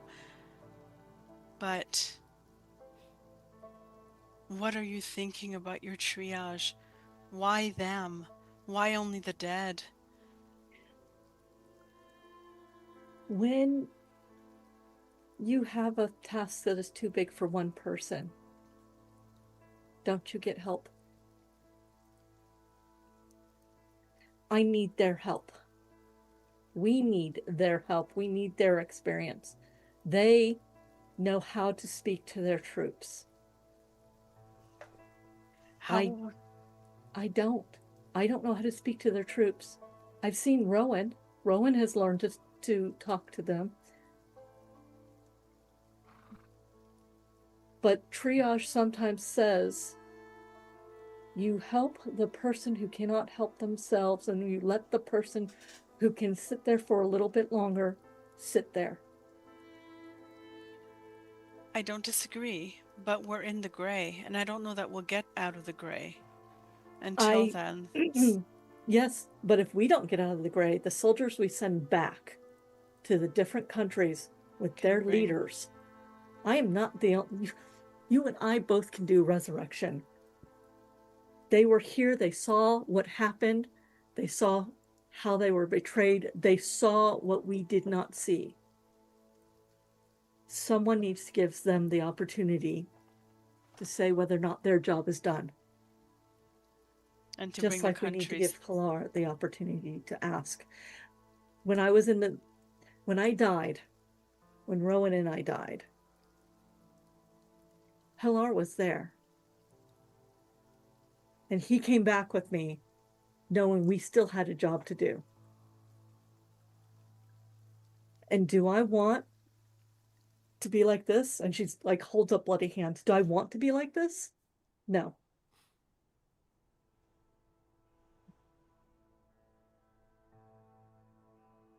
Someday this red will be ribbons and not blood. But that's not right now. Right now,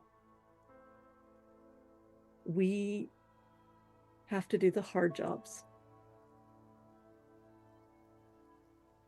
We have to stop Tanton from turning that skull into any more than he is, but No, I think he needs this right now. We're just both like look Turn that over. skull I into think a he doing all needs this with the this right. she's kind of like, okay, yeah, he needs a little bit. I mean, but he is doing what he needs to do. I am doing what I need to do.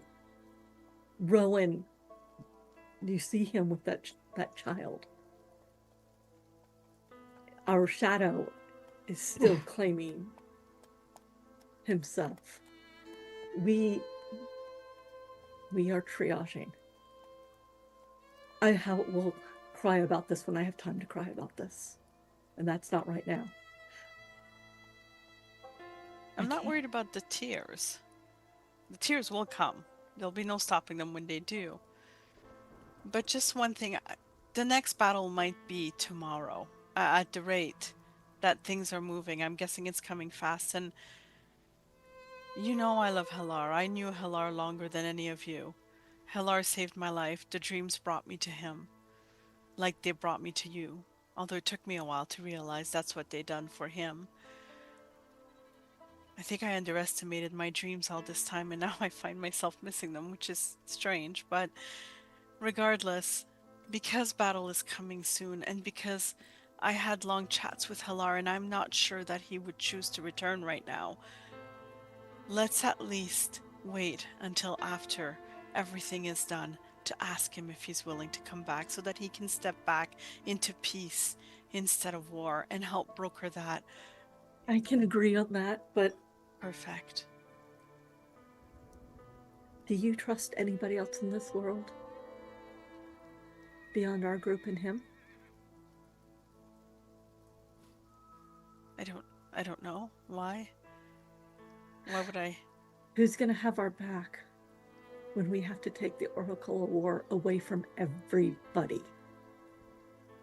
We'll have each Everyone. other's back. You're right. So maybe not in the gray, but we still have to ask him if he was willing to come back. Yeah, and if Halar doesn't want to come back, We and accept perhaps that. maybe we'll find a way to destroy the Oracle of War too. Maybe once the Oracle of Bones is near, or I don't know. But right now, my triage looks like coldness. But it is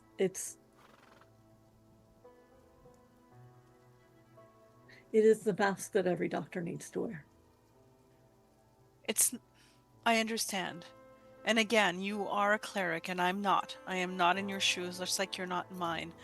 But to me right now, when you gave very crisp orders for the troops to rummage amongst the pieces of the dead to find those of their generals, your triage looks like death, which I'm not used to seeing on you, which is okay. Again, we all change.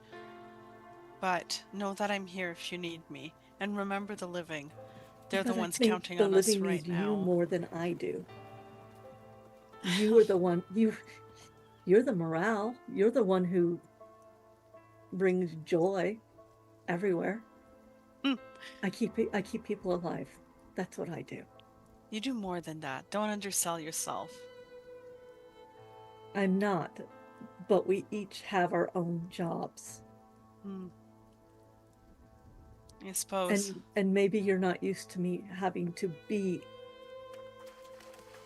like this. And yes, I'm affected. I know that I am. But like Tanton is, well, he's almost done with the head. Oh yeah. Like Tanton is dealing with that, I'm dealing with this.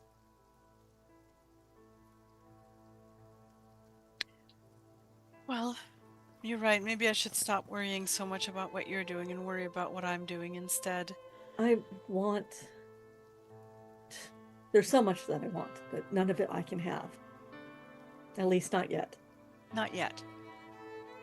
So, yes, we have to focus on the living as well. But I want to give the living as much of an opportunity to succeed overall. All right. I lean in and I embrace you. I'm just, I can't help but worry. Just know that I'm here. You will find those dreams again, just not in the gray. Well, we'll see. The Kori fight their own battle. Perhaps there's enough war for one lifetime. But for now, I will let you tend to your duties, of course. maybe Tanton's heart is what we should worry about. I was just thinking about that. Maybe we should see if we can. You do. You go talk to him. I'll go tend to the living a bit, and Okay. I'll pull out my lute after we leave each other, and I will go play. She squeezes your hand before you leave. I squeeze back, and then I will go and try to inspire the troops with gentle songs of more peaceful days. Not jaunties, not sea shanties. Yeah. But, just gentle songs. Valerian, go ahead, Nisiana, sorry. I was like, I'm going to head towards Mia Tanton. Okay. Where he can see me, but not where he can just shoot me. Valerian, what are you doing during this? Once I made sure that the samples, the best way to call it, of the generals and Halar are secured, I'm going to, I guess, kind of take charge of the remaining men, because we need to, everyone needs to get packed up. We need to get on the move. So they have 10 minutes to gather their shit and fall out. Okay. I want everyone back here in whatever formation is left. officers, lieutenants, anyone who's any higher rankings, like, see your men, get them ready. We are going to be leaving here very soon. Okay. So I'm busy making sure the rest of the survivors are going to be ready to move. I think while that is happening, the camera might pull back on the devastated battlefield and the weary 5 armies, which are still, still a formidable force because of the work that the King's Citadel did, prepare for the final push. And as they do, I think maybe the camera might start there and then zoom in to whoever, I think it's Rowan, is carrying this box for now, on the box, and that ever shrinking distance between the skull and the crown that indicate the final confrontation is on its way. That is where we're going to bring this and Scales of War to a close. The final chapter, literally the final chapter, part 19, is called Back to the Mud. And it is with that we will conclude Eberron Oracle of War when we begin next time. I should also let everyone know they have leveled up to level 19. Thank you. My Comfort goodness. that. Level 19. Wow. Oy. Yeah. Oof. There's a lot going on there, folks. War never changes. So a couple of notes. First of all, excellent work with an extremely difficult, obviously, series of fights, not just the fight. I will tell you, by the way, just as a quick note, that the beginning of the next one begins with everyone having had the benefits of a long rest. So you will get a long rest. But it is going to be, in terms of overall time, only about a day or so after the events of the last one, because you already knew that, I think, but the armies are just sort of pushing on to this final confrontation of Back to the Mud. But a very difficult fight against an enemy that everybody really, really hated. But I think one of the interesting things was how well it sort of encapsulated what each of the members of the party bring, both in terms of role play, but also in terms of the actual mechanical stuff that they do in the battle. Literally, Alarion is just being wailed on by, Gorfael, like, over and over and over and over again, and even without the Aegis. I mean, that Alarion needed to do some of that to sort of attract the attention of this dragon when it was not fire breathing. I mean, like, multiple fire breaths, like 3 fire breaths from a ancient gold dragon, there's a reason that everyone went down multiple times. But we saw that from Alarion. We saw, obviously, the incredible healing work from Nisiana, the Aura of Life. We've seen that before, but that just was a real example of that. I'm going to save Rowan for last. Merime, we got multiple examples of getting out and flourishing and doing the damage close up. Merime finally got to not be frightened and to have a dex weapon, so not affected by the strength saving throws, which, by the way, I think this goes without saying, but you've all now, you're clear of the saving throw issue with the strength, in case anyone was curious. So we got to see that with Merime. And then, of course, from Tantan, multiple times crossbow shots from a distance, and the fact that, Tantan was the one who, of all things, wanted to be like, zap, zap, zap, zap, zap, zap. Like, there's a reason that Tantan's doing that image of just blasting the head over and over and over again at the end, is very powerful, and I think is reflective of what everyone experienced, as was the case with Rowan's really lovely moment with the child from Nusir, Nisiana and Merime's lovely moment with each other, and I think Alarion, again, the moment of sort of gathering everybody together and being like, I was thinking so much about the sequence in Fellowship of the Ring film when they leave Moria and Aragorn says, like, Legolas, Gimli, get them up, and Boromir's like, give him a moment for pity's sake, and he's like, by nightfall these hills will be swarming with orcs, right? Like, Aragorn's like, yo, like, I'm sorry, this sucks, do you want to die too? Because if not, then and so there was a sense of that also. So but it was a very intense fight, the end of which feels like victory, but also the cost, always the terrible cost of war, which is why it's so terrible to have to fight it, that the King's Citadel was enlisted in. So, impressive work from everybody on a combat level, but also the way that it reflected each of you individually.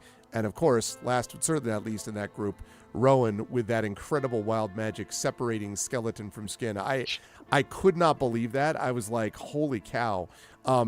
amazing. And it led to an even more memorable fight than it would have been otherwise, just based on the image and what it is that Rowan did with wild magic, which is Rowan's thing. So just very, very cool.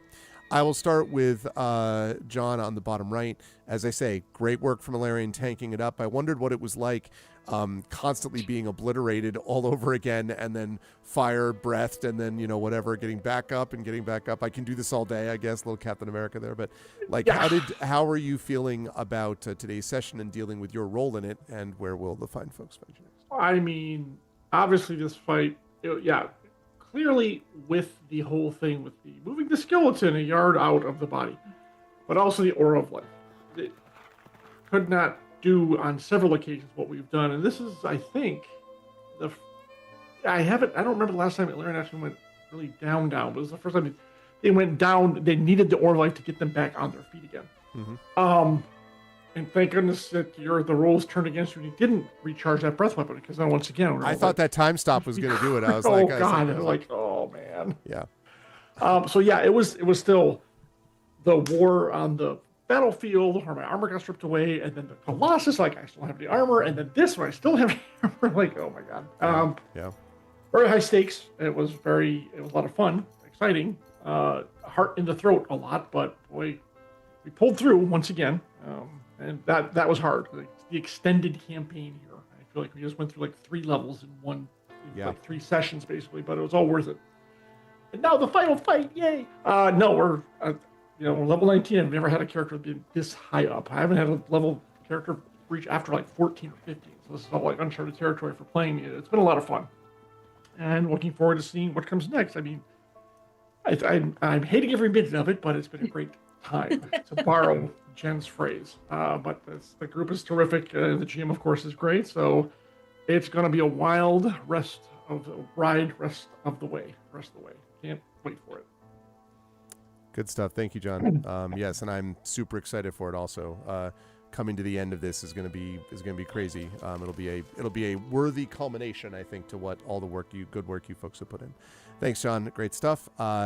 Jen, again, wonderful work from Nisiana on the healing level. As we said, the Aura of Life was clutch, and I very much appreciated your interaction with Marie. I have to give this group a lot of credit, and I think, as I say, I'm lucky with all of my groups doing different things, but I think the experience and trust from this group means that everybody knows when to step forward and take the spotlight, and when to back off of it, and to sort of instinctively know when role-play moments are called for, and to let them breathe when they do. And I think that was an example of what we saw with Brandon that we'll get to. That was clearly what we saw with Tanton and the Skull, and it's what we saw here, Nisiana and Merime. So really appreciated that too, because there was this sense of, I do have to focus on what's there, and Merime's general concern about that, and Nisiana's this is the only thing that we can do though at this moment, but everybody's somewhat haunted, from it. Not a lot of ticker tape parade feelings, but more man, we got a job to do, but what a grim job, when we're doing it. But very good stuff, and I think very resonant for what the adventure was asking. How did you feel about today's session? Where will the fine folks find you next? Jen? Had a great time. Nisiana hated every minute of it. I think Nisiana is definitely growing up. And I think that was part of her conversation with Merime, because she was in the trauma wards during the last war. This is the first time she's been in war, and I think she understands the doctors that she didn't understand before. And why she's okay, this is what we have to salvage. We have to salvage this now while we have the time, because we're not going to have the time, and these countries are going to want them, and they're going to depend on us to do this thing. Should I be worried about the soldiers around me feeling icky? No, I don't have time to worry about that. They will have to worry about that later. And at the same time, I know that I have many medical-based friends who will do what needs to be done and then go and cry in the bathroom. Yeah, sure. And I don't know when or where she's going to break down, assuming she survives all of this. but oh my God, is she going to break down? But this is a conversation she will remember with Marime for a while. So she's she doesn't like growing up. I've just realized that Nisiana does not want to. She does not like this. This sucks. Yeah. So, and in that thing, I added it up. Only spent about 1,100 gold on on stuff. So the total currently is 15,656 gold and 2 silver. I love the idea, by the way, that we're going to get to the end of this and it'll be like, the 5 nations have been saved. They're all bankrupted, but they've been saved. Like, bankrupted by me. Yeah, no, exactly. Nisiana is the only winner. No, no, I just, it was a good game. I was holding on to some really big Herdum spells. Mm-hmm. And I have to admit, part of me is just like, I wanted to use them. But no, I'm like, no, I need to be the person who makes sure everybody else stays up. Yeah. So, I don't know where I'm going to be next. I don't know where or when. Find me on Blue Sky, find me on Facebook, find me on my blog or my newsletter. Good stuff. Thank you, Jen. Good work today. Well, listen, Brandon, I know we've complained several times about the lack of wild magic surges, but that's been made up for, I think, in spades over the last few sessions. I can't ever remember a wild magic surge having that kind of an impact and requiring me to go deep into my bag of judgment tricks in terms of like, how do I rule on this? Because it was really something, and that was very Rowan. I think a lot of the while a lot of the spells, including ones even that got counterspelled, were very Rowan. I think all of it, I think you did very well with, sorcery points, matching them up, moving them around, as we talked about before, manipulating them to be very effective. And obviously ripping the skeleton out of the body was like the big, oh my God sort of moment that we saw leading up to it. But again, I think you really set the tone for the aftermath role play with the kid from Nucir. And I think it's demonstrative both obviously of Rowan's growth, but of Rowan's understanding of the consequences. And I keep coming back to this idea that any sort of war-based thing in which you talk about the aftermath of battle is going to have this profound impact of the bittersweet sadness that Tolkien himself experienced in his own life that was reflected in his writing, and that he saved it, the Shire has been saved, but not for me. There was an echo of that I was thinking of when we had the boy from Nucir. And Rowan really obviously connects to these people on the ground level, and so it was fascinating to see that, with all of the high level talk of generals and everything else. I think Marime picked up on this point a little bit too in that discussion.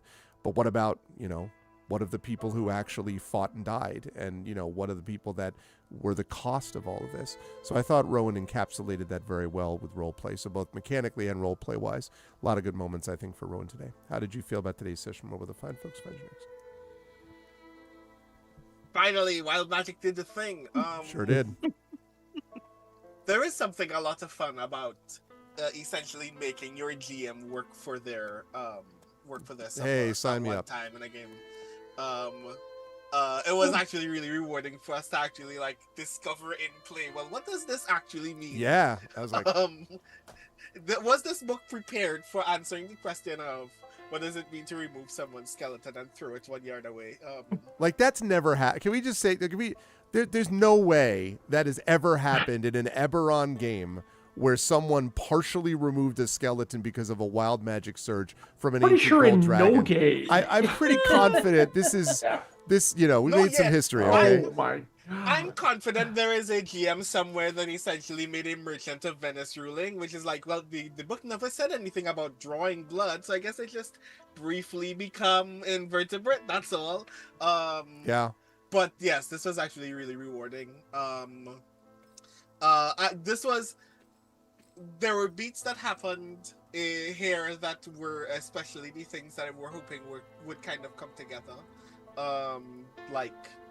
I wish that the last shot was Tantin's, but I at least was glad that I got to do a thing with Synaptic Static. Was particularly rewarding. Yeah.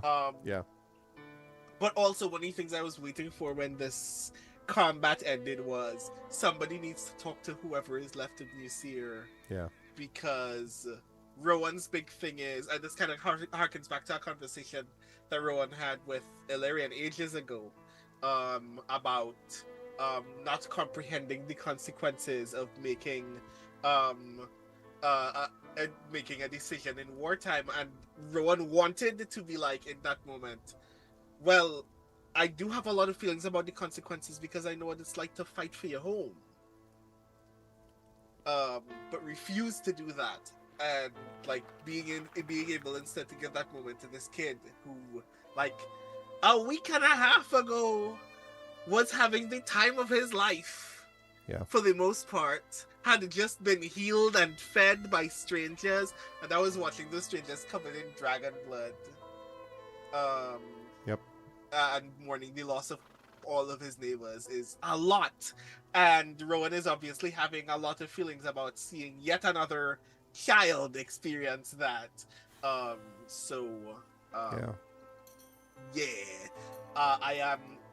speak on Rowan's behalf and I say I look forward to just ending the Lord of Blades and never having to think about this again. Yeah. Hi everybody, I'm Brandon O'Brien. I'm a poet, writer, and game designer from Trinidad and Tobago. You can find me almost everywhere on the internet at The Rising Tides. That's TITHES. The next time you see me is whenever we have this game again, unless of course you're going to be at PAX East, in which case the next time you will see me is at PAX East, where we'll be running demos of Greyshade. Greg and I will be sharing moments at the demo days table, letting people see the game, letting people see the books finally. Oh my god. Yeah, finally. And getting to talk more about the wonderful work that we've been doing on Greyshade, so I'm very excited for that in late March. I should not forget, because I have no idea when in March we're going to play our next game. Sometime in March I will have an AMA on r/fantasy. Oh, nice. So that's gonna be rad. I was like, am I a big enough deal for this to happen? But it's happening. So if you are on Reddit, you should check that out. I think that's let's actually make sure of that. Because I think that's the first or second week. I love the Reddit. I've done a couple of AMAs on the fantasy subreddit. I think Steve Drew still runs that, but I'm not sure. But anyway, yeah, they're always fun. They're always a good time. Right. That's March 31st. Is my our fantasy AMA. So keep an eye out for that. If you don't see me here on the channel before that happens, which will most likely actually be the case, but just letting you know that in advance. And I think that's everything that's going on with me. So you all will see me at some point very, very soon. Thanks, Brandon. Great stuff today with Ron. Marie, as I said, I think you picked up really beautifully. First of all, again, in the combat, as I said, like Maramé was just doing awesome stuff, as you might expect. Also, I love the idea that did make the saving throw, like to make the dex saving throw, didn't get blown down by the wind. You know, we got the College of Swords doing the College of Swords work. So that was great. But again, I think you picked up beautifully on that tone, bringing over your, Maramé's concern about, is my sister who I thought she was? Like, is she become something different? Does she? And that idea, which I thought was twofold. One, that, you're concerned for her. Two, again, you're concerned for the living. Like, why the obsession with corpses, when we have these living to sort of take care of as well. And so you can tell me if I'm wrong, but I read a little bit of both sadness, but also frustration almost with Maramé. And of course, the potential loss of Halar is going to be very impactful to Maramé anyway. So there was a lot, I thought, that was picked up subtly in that moment of role play that you set up with Nisiana at the end there that I think was well done. It was picking up on that feeling that, as I said, Rowan had created in his conversation with the kid from Nuseer. So that was lovely. It was a nice bookend to what we did with this combat. And so, yeah, and again, no victors here. I like the image of Mermaid striding around and just doing quiet little songs, not victory ballads. This is not, the time for that. How did you feel about today's session? Where will the fine folks find you next? I loved it, of course. I have all the feels that we're heading into the final chapter, I must say. But Final I chapter. mean, the battle was just, wow, heart pounding. Like, it was stressful and amazing, and everybody played so well and in character as always. And then the RP at the end was just that perfect little Yeah. ribbon on top of it all. Yeah, and there is that feeling that, like, I mean, Eberron is not perhaps the most, glittery campaign out there, but there's that feeling of like holding on to hope, even as you're heading or drenched in death at this point. Yeah. Or in a skeleton being ripped out of. But anyways, and yeah, for Mérimée, there's just a lot going on. Like, she wasn't able to dream. She'll try again, of course, tonight before the battle to see. She actually misses it. She never thought she would, but for a Corey, for a Kalishtar not to be able to connect with the Corey and the dreams coming into like these broken pieces, it's disconcerting to her, and she's starting to realize that her Kalishtar heritage is more helpful and more grounded than she believed it to be, because she feels ungrounded without it, Yeah. which yeah. was kind of unexpected. And with Halara too, I mean, he smiled, he knew what was happening, and he gave her a half smile after talking how he wanted to find his daughter again. So that's why she wanted to tell Nisiana, don't use your spell slot, like, basically, and it's up in game turn, like, don't use your energy trying to bring him back now, because he'd want us to go forward in the battle, and it's coming soon, and I'm not sure he'll come back. Like, I'm not sure he'll choose to return, because hopefully he's found his daughter's spirit, and maybe he's had a good run. I mean, I don't know. We'll find out probably, but that's what for her. So she's got a lot of conflicting feelings between because she's always been so hard at finding that which is real, and the sword as opposed to the dream, and now she's finding that she's forced to straddle those worlds: life, death, what's real, what's not real, war, peace, like all of those things more so. So it's an interesting place for her to be at this point, which I would not have predicted at the beginning of the campaign. It's nice. It's nice to see the characters grow and take on their own life after a while, right? They do their own thing. So I loved it. All that to say, I absolutely loved it. Thank you, Greg. You are a magnificent GM as always. I really appreciate it, and to all of my co-players too. You're blow my mind. You're good. And next, you can find me online in February. If any of you are in near Ottawa, on the February 22nd, I will be at the Robert Plant Greenhouse at the book fair. It's supposed to be a lot of fun, lots of Plant authors. Greenhouse. Of course you will be. I'm sorry.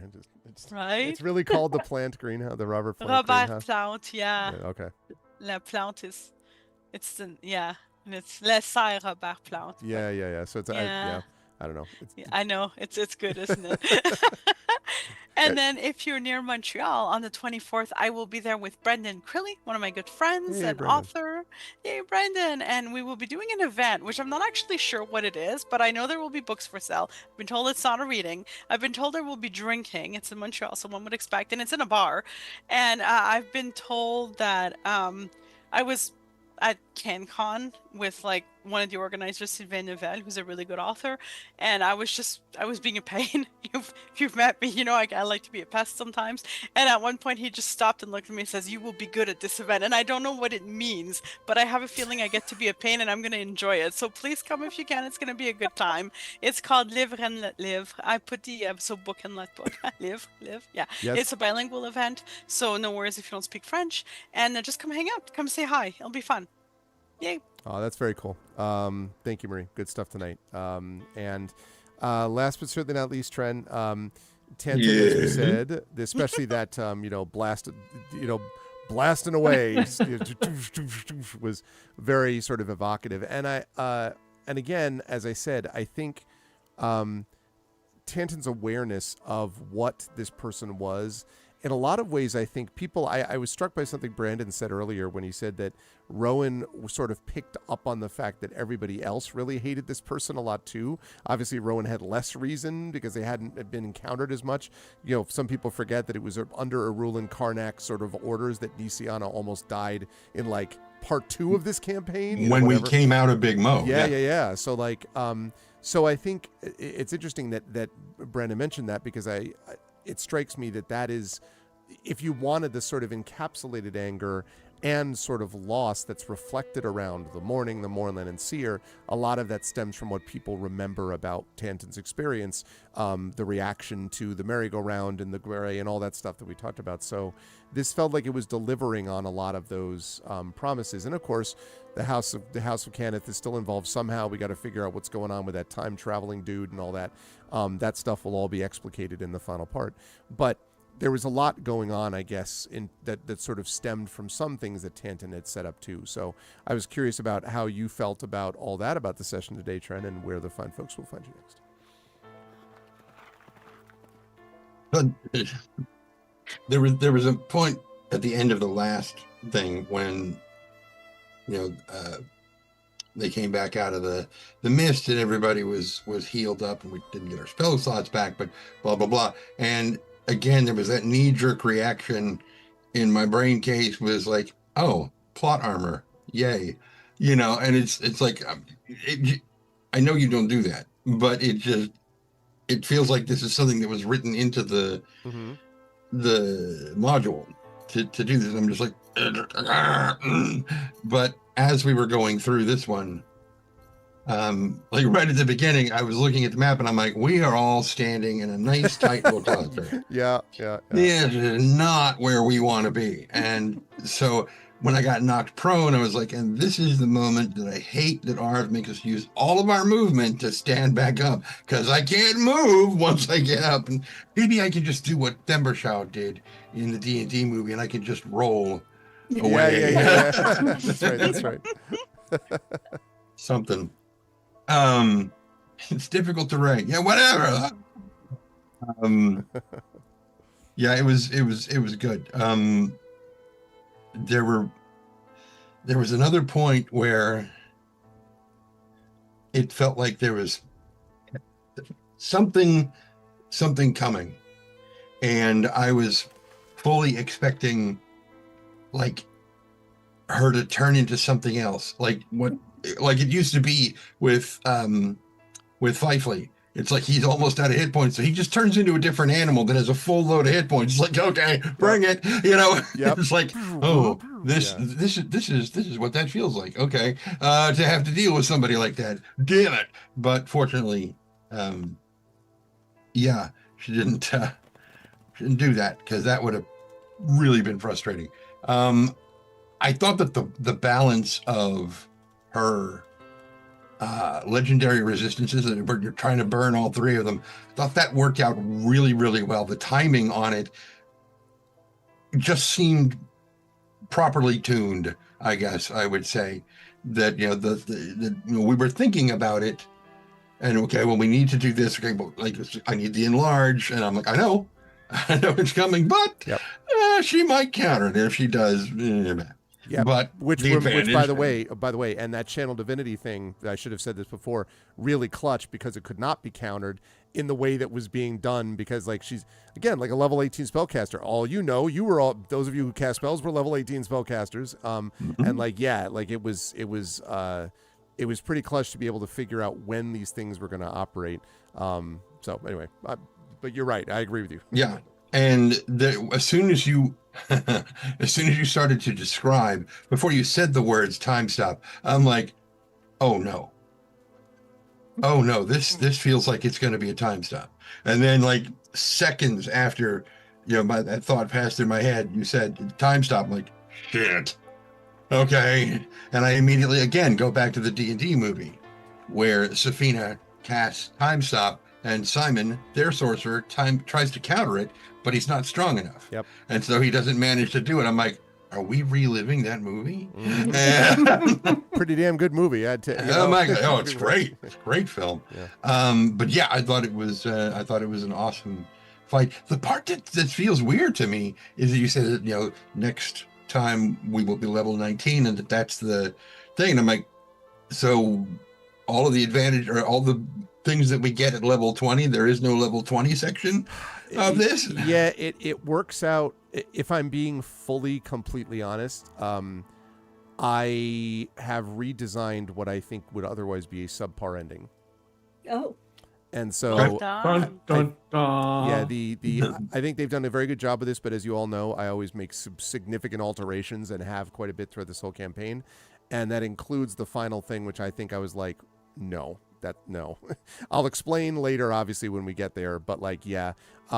So it does mean that you will, if you all goes well, would reach level 20. And I promised level 1 to level 20. We will be level 20, but we'll not really get to necessarily use level 20. Although I do reserve the right, like we did with Palace of Red Pasha, maybe to do not as long as that one, but 1 or 2 sessions, later on down the line, if people want to revisit these characters, depending on who survives. But yeah, so that's basically why when I explain after this is all over, I think you'll agree with me that I'm making a bit better call than what they were doing. So yeah. Okay. Where will people see me next? Here on Tuesday. For the premiere, first of all, thank you, Prince Justin, for the 2-2 sub. By the way, good work from chat, throwing out inspirations. Shadowed, Prince Justin, a whole bunch of people are doing stuff, so that was clutch. Yes, Tuesday, everyone, the premiere of Dragonbane. Very exciting, with Tren is playing a Wolfkin character, this is revealed by Tari, called Chuff. And so you're going to get a chance to see Chuff, and to see the other character. It's a. My daughter looked at it and she was like, "These characters," and she looked at the picture. She's like, "This is going to be a trip." I'm like, "Yep, it's going to be. It sure will be." So it's going to be a lot of fun. And so I'm looking forward to that. But but it's going to be good times. And I'm really pleased about how well everything has gone with this campaign, which is delivered exactly the way that I hoped it would. So it's great. Now we just have to bring it all the way home. You defeated a Colossus. You defeated a giant ancient dragon, gargantuan ancient dragon. Now, can you bring your curses home to the Lord of Blades and finish them off once and for all? We shall see. The last thing I'll say about Dragonbane is, for those of you who are going to be watching, remember that all of our characters, except for mine, are finished. So we are going to be rolling all of his attributes live. And so whatever I get is what I have to play with. Right. Because we did our session 0 already off stream. This is going to be session 1 and leading us in, but also giving people a sense of the system because it is a different system. For example, in Dragonbane, you actually want your skill is a certain number for a given skill. You actually want to roll below the skill because as you level up, technically there's no levels as such. It's increasing a little bit like Brandon, a little bit like Blades actually, where you mark off points where you did things that were reflective of your character in different ways, and then you get to roll against those, and that sometimes gives you benefits to those skills. And so as the number increases, you want to roll below those skills. So it's little, subtle stuff like that that changes things. And so anyway, it's fun. It's going to be a fun system. And by the way, I know Drew was in here before. He has done a freaking badass job on that video, so I'm excited to premiere that too. It's going to be great. Yeah. But I'm super excited for this crew, my longest running campaign by a good way. It's been great to be with these folks, and we start with Back to the Mud, and if that title feels weird, there's an explanation that happens in the middle of it that I was like, that's delicious. Like it's really, really cool. Mud is generally not delicious. Yeah, no, this is delicious, but no. Anyway, it's going to be awesome. So I'm excited for that. Chat. And I want to say, by the way, YouTube hit up to 15 concurrent viewers. Wow. Nice. And they're still sitting at 14 now, plus the group that we had in Twitch. So that's great. I hope that process continues. So chat, both in YouTube and, of course, in Twitch. Can we get some love for the incredible Infinity and Beyond crew? May not see these folks again as this group until March because I'm going to be away a couple of weekends this February with family stuff that I'm doing and at conferences. So we may not do in March, but it does mean that if all goes well, March and April should be enough, I think, for us to be able to get finished with the campaign one way or the other, which means we might be able to either do a special thing I haven't revealed yet relating to something that Jen's doing, or launch Dragonlance at ArvCon. We'll see. I don't know. We have to see how the timing works out. But can we get some love for the amazing Infinity and Beyond crew of Trent Sparks, Marie Bilodeau, Brandon O'Brien, Jennifer Brozick, and John Helfers. Great work from all of you lovely folks. Good work, everyone. And I will see you folks soon in one capacity or another. Bye for now. Good night, everybody. All right. And that, folks, is going to do it for us here, although we are going to do a raid.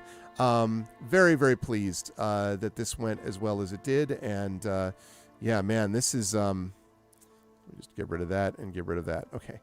This was something I knew that... whoops, sorry.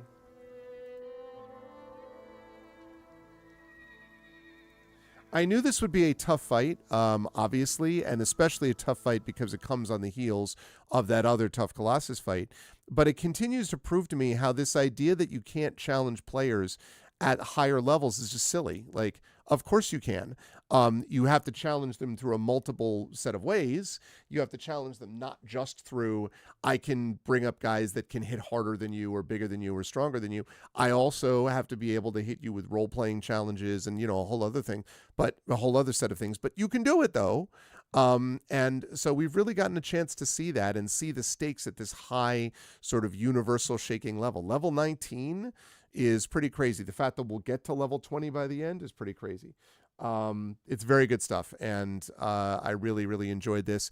And a lot of what we'll see next time, by the way, in this last part, there will be some combat, of course, but it will not be as combat heavy, especially in this opening first half of the next adventure, because of a lot of things that they have to design and do. But we'll, as I say, discuss that when we get to that point.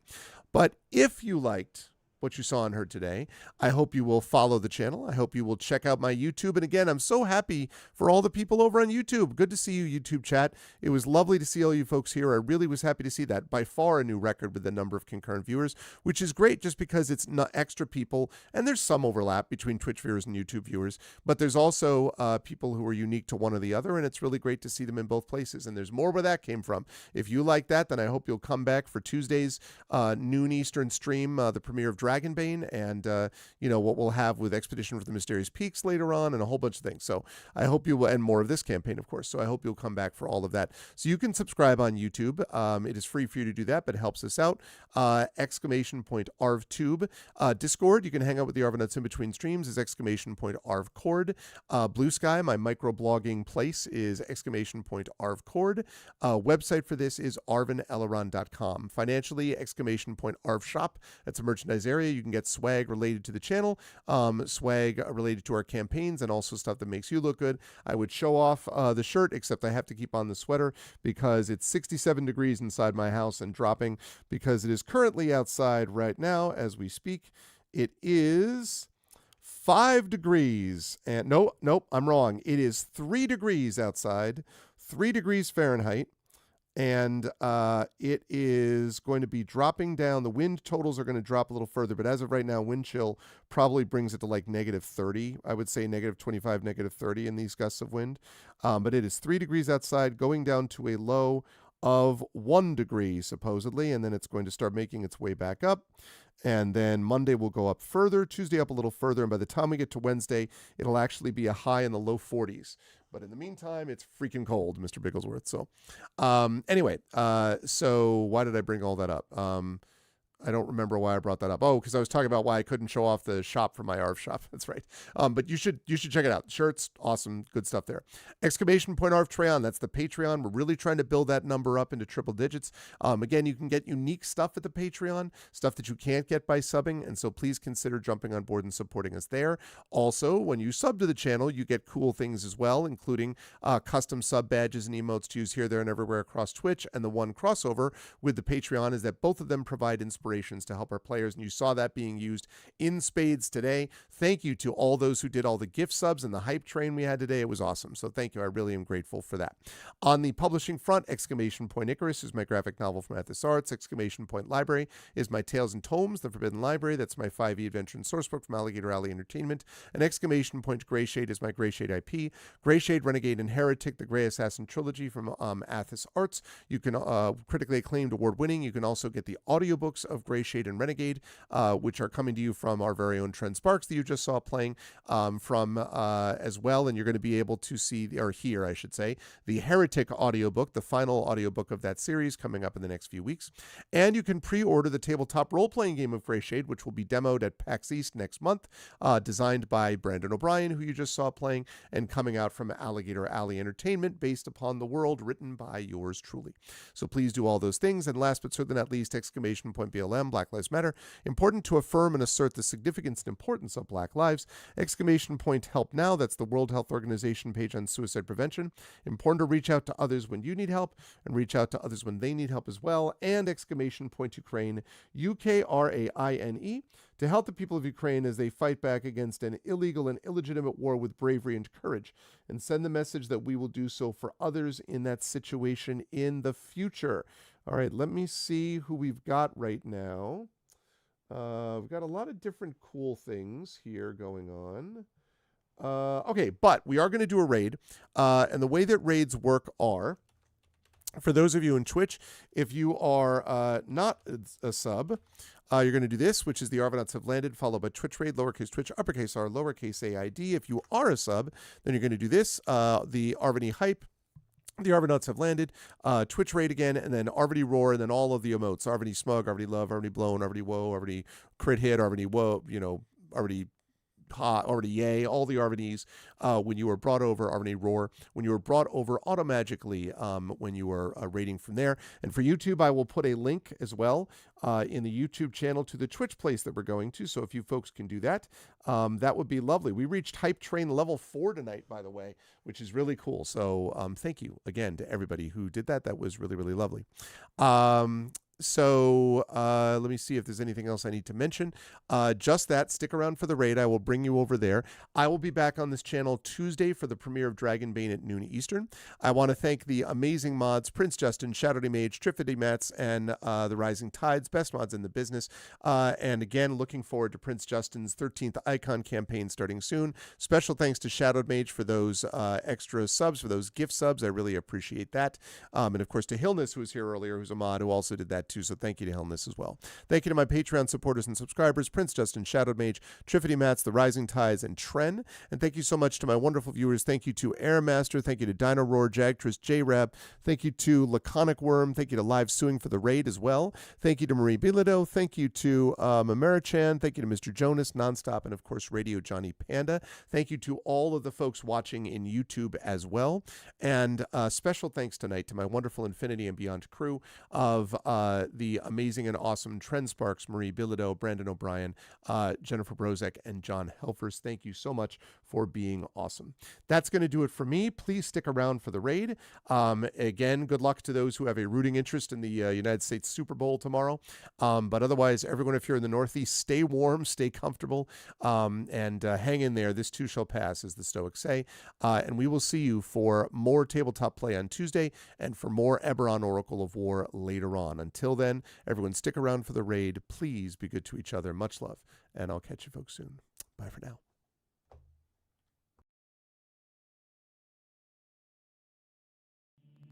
Most folks in Eberron live their lives hoping to survive and protect the ones they care about the most. A few do that and more, trying to help those around them, even the ones they don't know. But only one group does all that when no one else can. The King's Citadel, the ones who do the job no one else can do. Elarian, the Shield, a star-forged Aegis whose strength lies in the defense of their companions and their will to keep the Citadel and its mission safe no matter the price, even when that price must finally be paid. Merime, the Sword, a Kalashtar bard whose dreams predict doom and disaster, and who has touched the mind of a god. Her skill in battle, insight into the hearts and minds of those she encounters, and love for her sister in the Citadel is more necessary than ever, if her divinely touched spirit does not waver.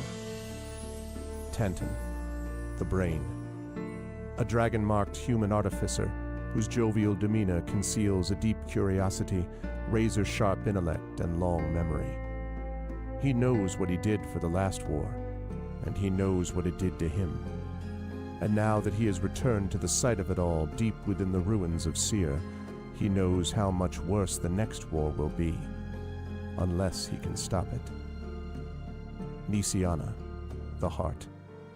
A dragon-marked halfling healer whose love for her sister is matched only by her desire to help and heal the members of the Citadel. She's grown wiser and more wary, and has learned that at times harming matters as much as healing. Can she keep hope and the King's Citadel alive? Rowan, the Wild Card. A human wild magic sorcerer who's played a dangerous game for most of his life. He's gone all in to save his friends, but for the first time he's learned they're not the only ones sitting at the table. Can he break through the shadows of his past and finally call the bluff? These 5 elite operatives came together to aid the salvage outpost of Salvation, where the Grey hovers nearby, a threat and a promise. With the Oracle of War, they found an artifact powerful enough to end a war, or begin one. They traveled to Sharn's City of Towers to unravel the Oracle's mysteries while stopping assassination attempts from the terrorist organization known as the Emerald Claw. They traveled back to Salvation and into the Grey to repel a war-forged invasion and take the fight to the Lord of Blade's secret fortress Razorcrag. They paid a heavy price to rescue hostages from the fortress, and the Lord of Blades escaped into the Grey, seeking a way to create an army of Warforged powerful enough to crush the 5 nations of Corvair. But the Citadel had more immediate problems, the Emerald Claw, and a looming war. At the same time learning that the Lord of Blades seeks the Oracle of Bones to create his invincible army. Now the King's Citadel is in a race against time to unite the 5 nations and stop the Lord of Blades before he can turn his full might against all of Corvair. They've saved Salvation, navigated Sharn, prevented disaster at Razorcrag, stopped the war with Thrain, and thwarted the Emerald Claw. But can they finally unlock the Oracle of War's secrets and defeat the Lord of Blades? Only if they remember that in the end, all they have is each other and the King's Citadel. Long live the King. Welcome to Eberron. Welcome to Corvair. Welcome to the final season of the Oracle of War.